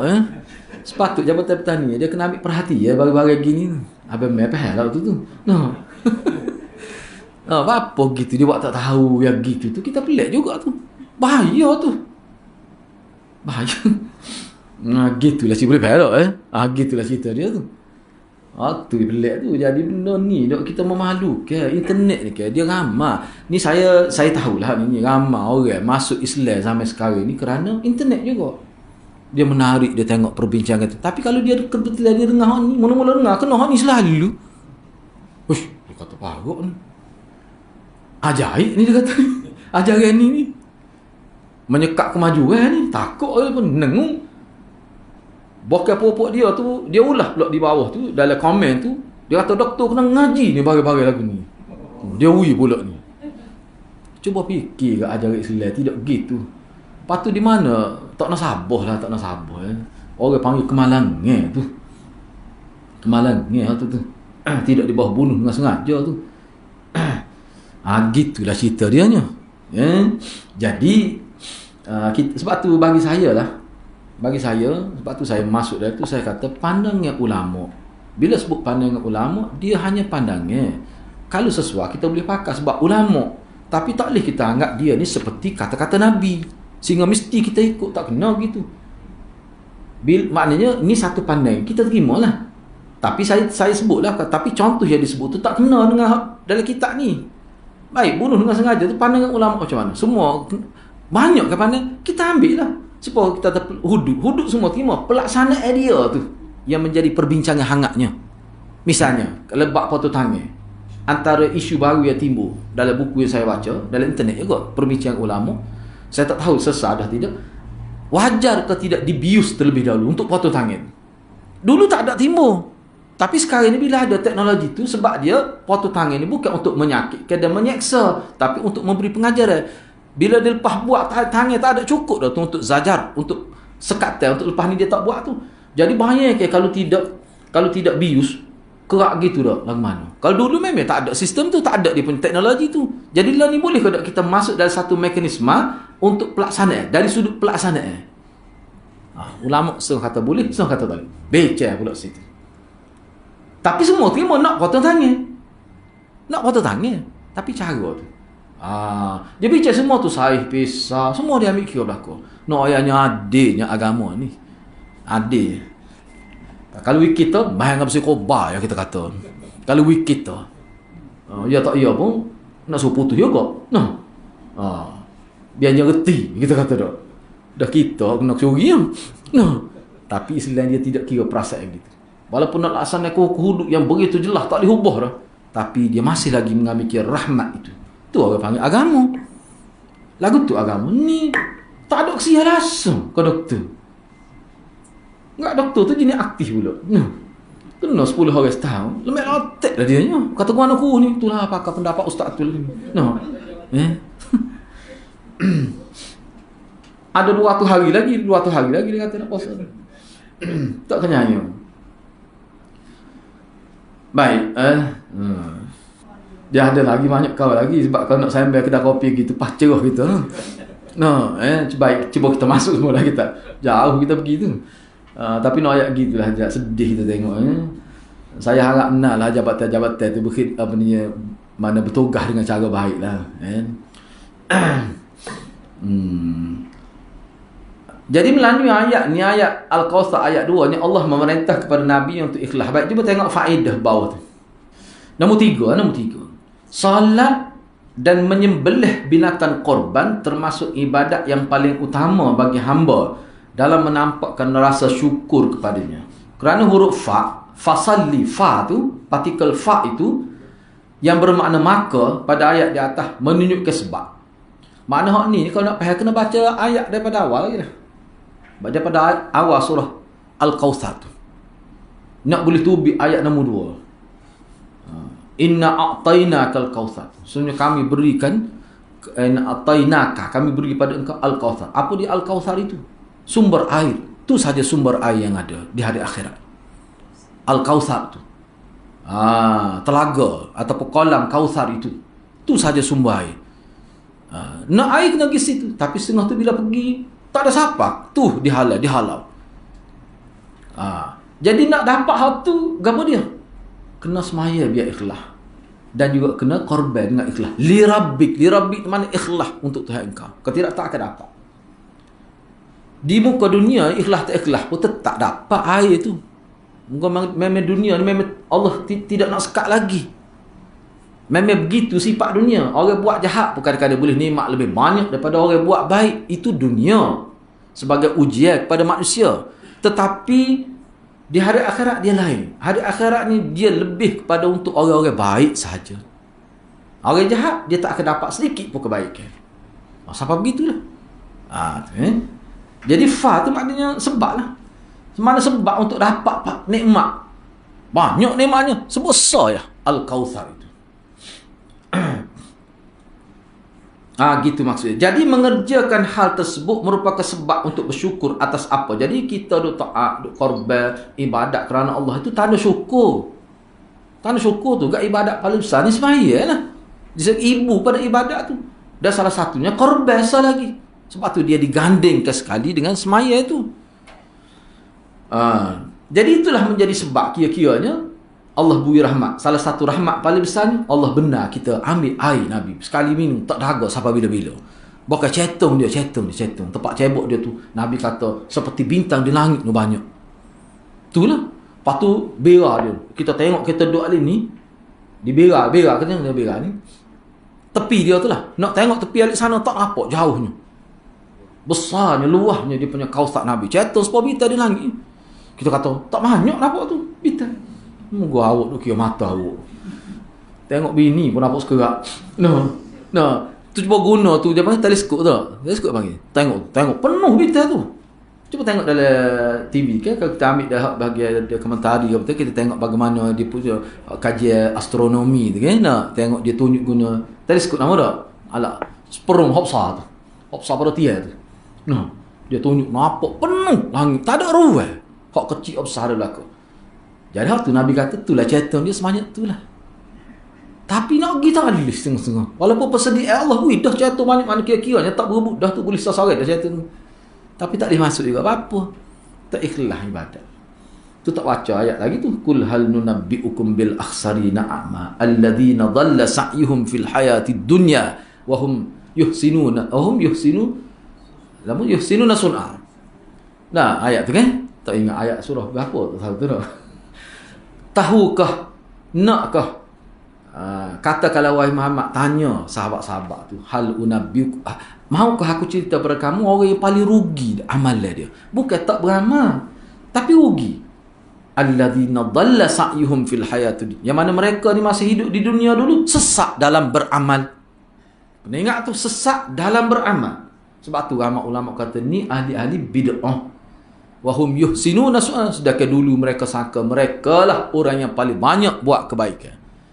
Jadi mana supaya kita tidak terkena dengan hal ni, kita kena pastikan ibadat kita ni sampai kepada Rasulullah. Ballighuni walau ayah. Kena pastikan sampai kepada Rasulullah. Sebab tu kita kena ingat, bila kita ambil pandangan Imam Syafi'i pun kita yakin hak tu sampai pada Rasulullah. Sebab Imam Syafi'i sebut dalil. Imam Syafi'i ni dia sebut dalil. Imam Syafi'i rahimahullah ni, kalau kita baca kitab dia sebut dalil. Memang metodologi dia gitu. Dia buat mari satu hadis, dia mari Quran dulu kalau ada. Kalau tak ada Quran, dia mari hadis. Lepas tu kalau ada pendapat dia akan sebut uhibbu, saya suka gini. Cara tu pendapat dia. Maknanya amanah dia tu. Saya suka gini sebab pada pandangan saya nampak gini. Tapi dia sebut saya suka. Orang jelas lah. Istilah dia guna gitu, maknanya ni pandangan dia sebagai mujtahid. Tapi kok maknanya tak lari. Sebab tu kita bila kita ikut Imam Syafi'i pun, maknanya kita ikut Rasulullah. Sebab apa? Sebab dia berdalil dengan dalil Nabi. Tapi kalau ada ulama dia buat mari pandangan tak ada dalil, bukan kita tak terima, ulama lain tak boleh terima. Tak boleh terima. Cuba tengok cerita Ibnu Umar dengan anak dia Bilal, kan kita bincang malam ni. Siapa Maulana mengikut wazah dia, Maulana cerita siapa bukan sekadar dia marah, dia caci, dia cerca anak dia nama Bilal tu. Dia tumbuk anak dia, gocoh anak dia. Dan ada disebut siapa tak kecek siapa mati. Kira dia baca hadis tetap larangan Nabi daripada wali atau suami, tak kira lah. Bila perempuan minta izin nak pergi semaya jemaah di masjid, Nabi kata jangan halal, builah keizinan. Sebab tu Ibnu Umar dia kata, aku kalau perempuan minta, mana perempuan di bawah jaga dia, isteri ke anak ke, builah. Kalau tak ada fitnah, timbul fitnah.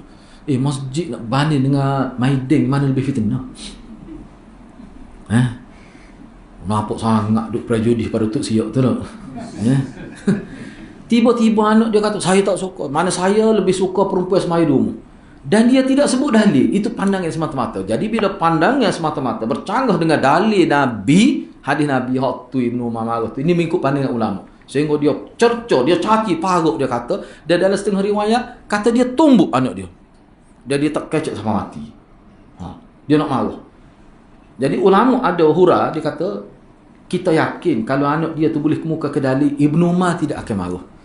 Ibnu Umar marah ni sebab canggah hadis Nabi tanpa dalil. Sepatutnya kalau nak canggah, buat mari dalil jugalah. Kita bincang lah mana kuat dalil tu. Ni tak buat mari pandangan semata-mata. Tu sahabat. Tu cara sahabat. Sebab tu selamat zaman dia. Sebab tu dia anggap zaman dia khaira ummah, sebaik-baik generasi. Sebab dia ikut Nabi dengan ihsan, dengan tepat. Gitu ya sebenarnya kita nak dalam mengaji ni. Okay, saya setakat itulah dulu. Kemudian lain tu dalil yang ketiga kita bincang semula lah insya-Allah. Ustaz, ya boleh, sila. Di luar tadi. Boleh. Saya dengar lah orang duk kecek kan. Kita nak puasa 13 bulan Selasa ni kan mungkin lah. Hari Isnin tu boleh tak kita buat puasa sunat? Dia sebenarnya waktu dia anggap sebagai hari syak sebenarnya. Jadi ulama tak benar tu. Tak benar puasa lah.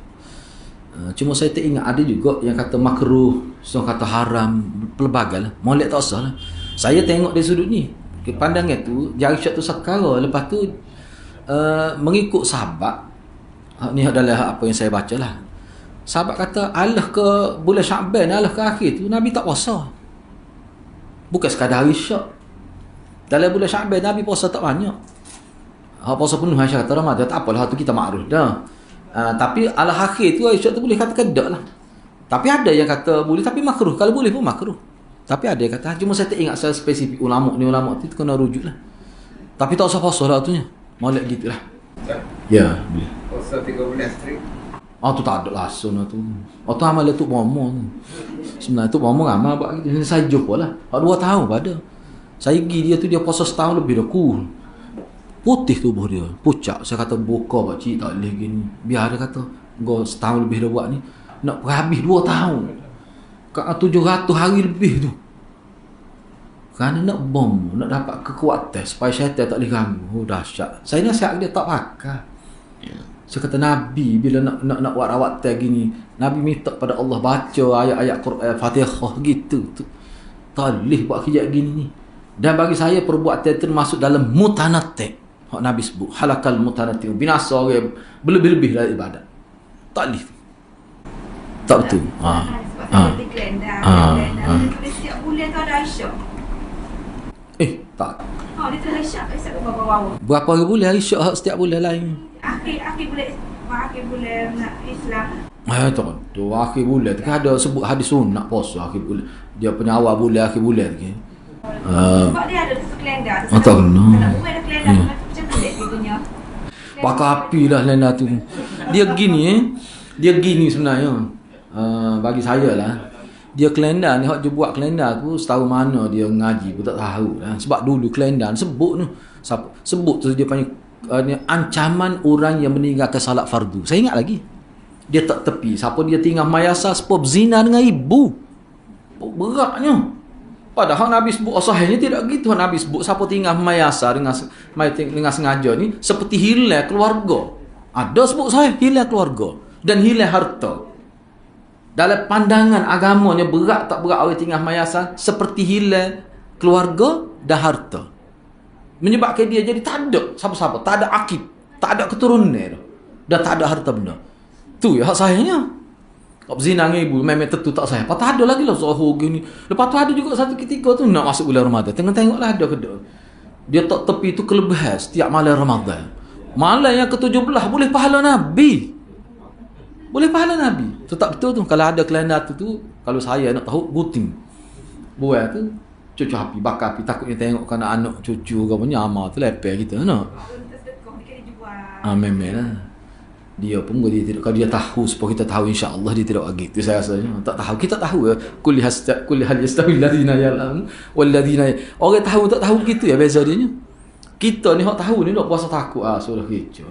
Sebenarnya hak Nabi buat tu cukup dah tu. Kalau rasa tak cukup lagi tu masalah tu. Jadi isu lain dah tu. Gitu. Kena beringatlah. Saya ingat dulu berasa 5 tahun dulu ya. Setengah masjid istihar baca setiap malam tu. Ni esok ni tarawih ni kena ingat ni siapa dia tinggal tak hari ni, siapa dia buat ni kelebihan dia begini. Lu boleh pahala, bukan pahala seorang nabi, pahala para nabi. Para tu. Ramai tu. Padahal antara ciri-ciri hadis dhaif menyebutkan kelebihan melebihi nabi. Tu antara ciri hadis dhaif. Bukan dhaif maudhu'. Mana boleh buat setinggi mana tak akan dapat mengatasi nabi. Kecuali Syiah lah. Syiah adalah tu. Syiah banyak lah mengatasi nabi tu. Dalam hadis Syiah banyak. Misalnya pergi kubur Sayyidina Husain kita, mana boleh lebih pada Nabi tu. Bahkan imam-imam dia pun tahap dia lebih pada Nabi tu Syiah ya. Kita tak boleh gitu. Jadi bagus juga benda-benda gitu bila kita ngaji kita jadi bimbang, ada kebimbangan selamat lah. Ni hak tak bimbang tu. Tak ada bimbang ke apa. Tak ada perasaan. Jadi misalnya faktor ada perasaan ada emosi gitu, faktor mengaji tu. Faktor dengar hadis-hadis Nabi tu lah. Duk ngaji Bukhari lah mana. Hadis ke berapa Bukhari? Lama dah Ustaz. Tak ingat dah. Tak apalah gini lah. Ngaji Bukhari ni tak usah kira habis. Kira biar mati. Mati tu betul lah. Gitulah saya rasa. Gitu. Kita menyembelih binatang dengan niat untuk selain pada Allah. Maknanya haram. Sekiranya orang kafir ni sembelih. Lalu untuk nasi syurga. Tak boleh. Semua ulama kata tak boleh. Orang kafir sembelih kalau dia orang kafir ni kalau dia sembelih dalam bentuk macam mana pun tak boleh. Tak boleh. Tapi saya jumpa dengan masyarakat Arab. Masa di luar negara. Dia kata kita boleh makan makanan yang disembelih yang tidak menyebut selain daripada Allah. Walaupun orang kafir sembelih pun. Tu wallahualam setakat yang saya belajar tak pernah jumpa tu. Jadi orang Arab tu setara mana orang Arab tu? Kau sebut gitu. Sebab orang dia gini orang Arab ni bukan bila sebut Arab bukan makna dia tu alim. Orang Arab ni kadang berat pada kita. Kena tahulah tu lagu mana tu. Sebab gini saya tahunya dia ada satu faham sekarang ni. Dia misal faham apa ni dia panggil apa tu? Jenis boleh berlaku ni. Freedom. Bukan dia ada jenis dia ada satu istilah dalam kitab saya baca tu. Masalah pluralisme manusia. Selagi ni kalau dulu dia panggil ibahiyah tu. Ibahiyah ni maknanya harus boleh berlaku. Ada satu faham sesak tu. Cuba bayar ke dok. Memang dalam kita kalau tak baca bismillah, orang Islam sembelah memang tak baca pun. Dia sunat tu. Niat tu wajibnya. Dia kata niat untuk dimakan. Mana? Dia kata dia dialog nak dimakan tu lain untuk ngisi. Dia kata niat dia untuk makan. Sebab dia kata boleh makan. Tak kira siapa buat. Tu Arab yang jahil tu saya rasa tu. Dia tak boleh gitu. Sebab kalau kita terima hukum ni pun daripada orang Arab juga tulis. Ulama-ulama Arab juga tulis. Tak boleh gitu. Mana boleh. Tu jelas dah hukum tu. Bahkan dalam kitab kata ahlul kitab boleh. Kalau ahlul kitab boleh. Jadi ahlul kitab ni, ta'arif ahlul kitab tu apa pula? Ta'arif ahlul kitab tu. Saya tak ingat ni, boleh cek semula lah.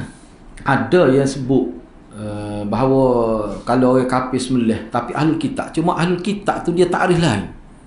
Makna orang yang dia beramal dengan misalnya ahlul kitab ni mana orang agama Yahudi tapi ulama kritik Yahudi tu ahlul kitab. Maksud ahlul kitab bukan semata-mata agama Yahudi, orang Yahudi yang berpegang kepada ajaran asal.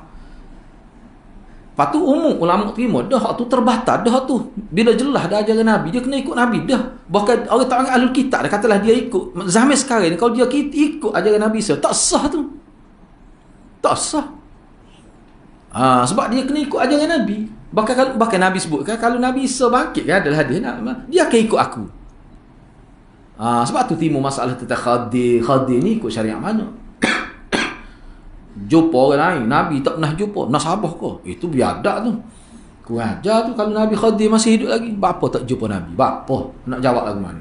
Orang lain mari bunyi kabarnya Kedah mari. Nak Nabi tak boleh pergi. Tak logik tu. Jadi mana gitu ulama ambil kira, kena fikir kat logik tu. Jadi bagi sayanya wallahu a'lam lah. Setakat yang saya belajarnya gitulah. Cuba ya? Islam Qadawi sendiri pandangan ni. Saya tak jumpa tu. Dia pakar tu lah tu di US ni. Dia pakar tu. Masa pergi ngaji tu. Dia kata mana ahlul kitab lah. Bukan ahlul kitab, mana makan untuk makan untuk semua Tuhan. Tu tak tahulah. Jadi pendapat tu setara mana wallah a'lam. Tak tahulah tu, boleh kena semak dulu lah. Tapi kalau hukum biasa tak tahulah sebab dia gini kadang-kadang pekah ni dia mengambil kira tempat yang tak ada sembelih orang Islam. Kadang-kadang dia boleh jadi dia ambil kena tengoklah. Kalau ada tak boleh tu selagi boleh cari halal tu. Sebab cari halal ni wajib. Dia makan telur. Makan telur hari 3 tahun. Dia makan telur. Siapa dia? Tu lah. Dia sebenarnya ada benar pun. Dia gini sebenarnya. Tak ada masalah pun sebenarnya. Kita beli ayah hidup lah. Hak duk ngaji dengan saya tu ngaji di island. Dia beli hak hidup. Dia pelih diri je. Tak ada masalah pun. Sebab tu masalah kambing, masalah daging. Hak import pun ada. Hak Islam. Hak ada tak ada masalah. Jadi sebenarnya saya pernah dengar isu ni sebenarnya. Ada seorang agamawan di tempat kita. Dia beristilah, dia kata maknanya kita pakai di satu keadaan situasi yang mana umat Islam terlalu susah nak dapat. Tapi pendapat itu sebenarnya bagi saya tidak kuat lah. Sebab apa? Makna usaha untuk mencari tu masih ada ruas, terbuka sangat. Jadi kita nak ambil tu kecuali tak ada pilihan. Ada orang Pakistan. Ada, saya tahu juga pelajar-pelajar kita duk cerita pun ada. Jadi hak ni bagi saya ni kalau ada pendapat tu pendapat yang terlalu lemah lah gitu. Begitulah boleh. Okey, ada lain. Soal kopi. Boleh. Kita bicara ni terbaca bismillah tak niat. Kalau sebenarnya beda tu kita tak tahu niatnya dalam mana. Jual tu dia bukan niat plan Allah tu lah. Niat cari untung. Hak tu anak rasa dari segi sah mungkin tak boleh pahala kalau kan dari sudut tu lah. Ni dia sah ni lain. Separa semaya lah sah maya kain curi pun. Tapi tak boleh pahala. Tapi hak tu begitulah. Hak maksudnya tidak kerana Allah jadi siapa perekat tak boleh makan tu hak tu isu lain. Sebab tu dia dalam bab sembelihan ni ulama bincang, tempat kita pun ada. Sebab tu ada ulama tak makan. Ulama ada yang tak makan pun. Sembelihan sebab dia kata tengok orang tak makan, tak makan walaupun dia terima sah, memang sah sembelihan tu. Sah tu maknanya jadi halal, tidak jadi bangkai lah. Molek tak molek suku. Kalau kita nak ambil kira hot tu ke dia rebuh ayam tu pun lagi berat sebenarnya. Daripada pagi sampai petang ayam pekak dia di mana tu. Air geria, air mutlak kau itelgan. Air tu bagi kalau kita tengok kita nak cenderung kata air tu air mutanajis dah tu. Sebab air tu kotor dengan tubik najis. Jadi air tu beratus-ratus ekor masuk dalam relau dia tu lah. Dia rebuh tu tidak tarik itu tubik tu. Kat siapa dia nak tukar sekali-sekali tu tukar tu. Cuba perhati. Sebab tu setengah-setengah ulama dia anggap ayah ada ni, minta maaf saya sebut ni, pandangan setengah ulama kalau tidak jaga dari sudut tu, walaupun kita kata halal dah mulai masalah niat, dia kata dia nak untung ke apa tu, hak tu dia rugilah dia tu sebab dia tak boleh pahala tu. Tapi bila dia orang Islam, dia sembelih tu kira bila cukup kena rezeki zahir fiqh tu sah lah kira-kiranya. Tetapi masalah pahala tu hal lain. Sah lagi proses dia tu. Dengan dia rebuh nak suruh mudah cabut itu air tu daripada pagi beratus-ratus ekor dengan tubik najis berlenggok air tu. Orang panggil tidak ada kita ngaji fiqh air mutanajis, air mutlak jadi berubah mutanajis ni dengan sebab apa? Dengan sebab campur dengan najis lah. Tu tak najis tu. Nak setuh pun tak ada gamuk. Saya tengok sebab tu ada setengah-setengah tok guru tu dia kata makruh tahrimi paling kurang makruh dekat haram tu. Tapi nak kata haram tu ulama kita berhati-hati juga. Tapi mana pun masih dalam kategori halal. Tapi kalau nak kira dari sudut tu lah rebuh dengan air najis kira mesti tak kata tubik patah air sendiri tu pun kotor. Sebab air warna putih, air dia panggil air pejabat tu dah, air perut ke, dia tidak aktif supaya lain. Kebersihan dia tu tidak sebersih air kapur dari segi fizikalnya. Sebab dia tak lagi duduk situ, berok kecil situ ya dianya. Lepas tu mesti dah akan keluar daripada dubur dia tu bila direbuh tu. Tentu dah, bukan sekor tu. Sekerat hari. Duk rebuh berapa ratus ekor. Air tu paling. Dua kita tengok air tu. Duk tengok air saja. Cuba kita tengok air tu. Tak lalu makan. Kata ayah saya, tak lalu dia. Dia kelih. Tak boleh dah tu. Kadang-kadang dia makan juga, tapi dia teringat tu tak jadi. Orang tua cuba kita tengok. Lagu mana tu? Rebuh tu. Kita kata tak masak pun jadi putih dah tu daging sikit tu. Sampai cabut tengah dia punya itu bila masuk dalam mesin nak motor tu dah. Lagu mana tu kira tu? Lagu mana? Kena fikirlah tu. Sebab itulah setengah-setengah tu kata syariat tu saya tahulah sebab sepupu saya ada terlibat juga tidak di Kelantan lah. Hak tu pun dia ambil kira juga, bukan sembelih saja. Dalam kursus dia orang panggil patuh syariat, sembelih patuh syariat, dia bukan sembelih saja. Proses tu dia ambil kira juga. Sebab tu dia air tu dia kira gini. Dia buat tu saya tengok saya pergi tempat dia. Dia bila sembelih tu dia jiruh dulu air tu. Dia jiruh dulu. Lepas tu bila dia rebuh pun maknanya air tu kira tak detail lah dia akan tukar. Setengah tu pakai tak tukar dah. Celup gitu ya. Dahsyat. Kalau buat di rumah kita tak buat lalu gitu. Gitulah.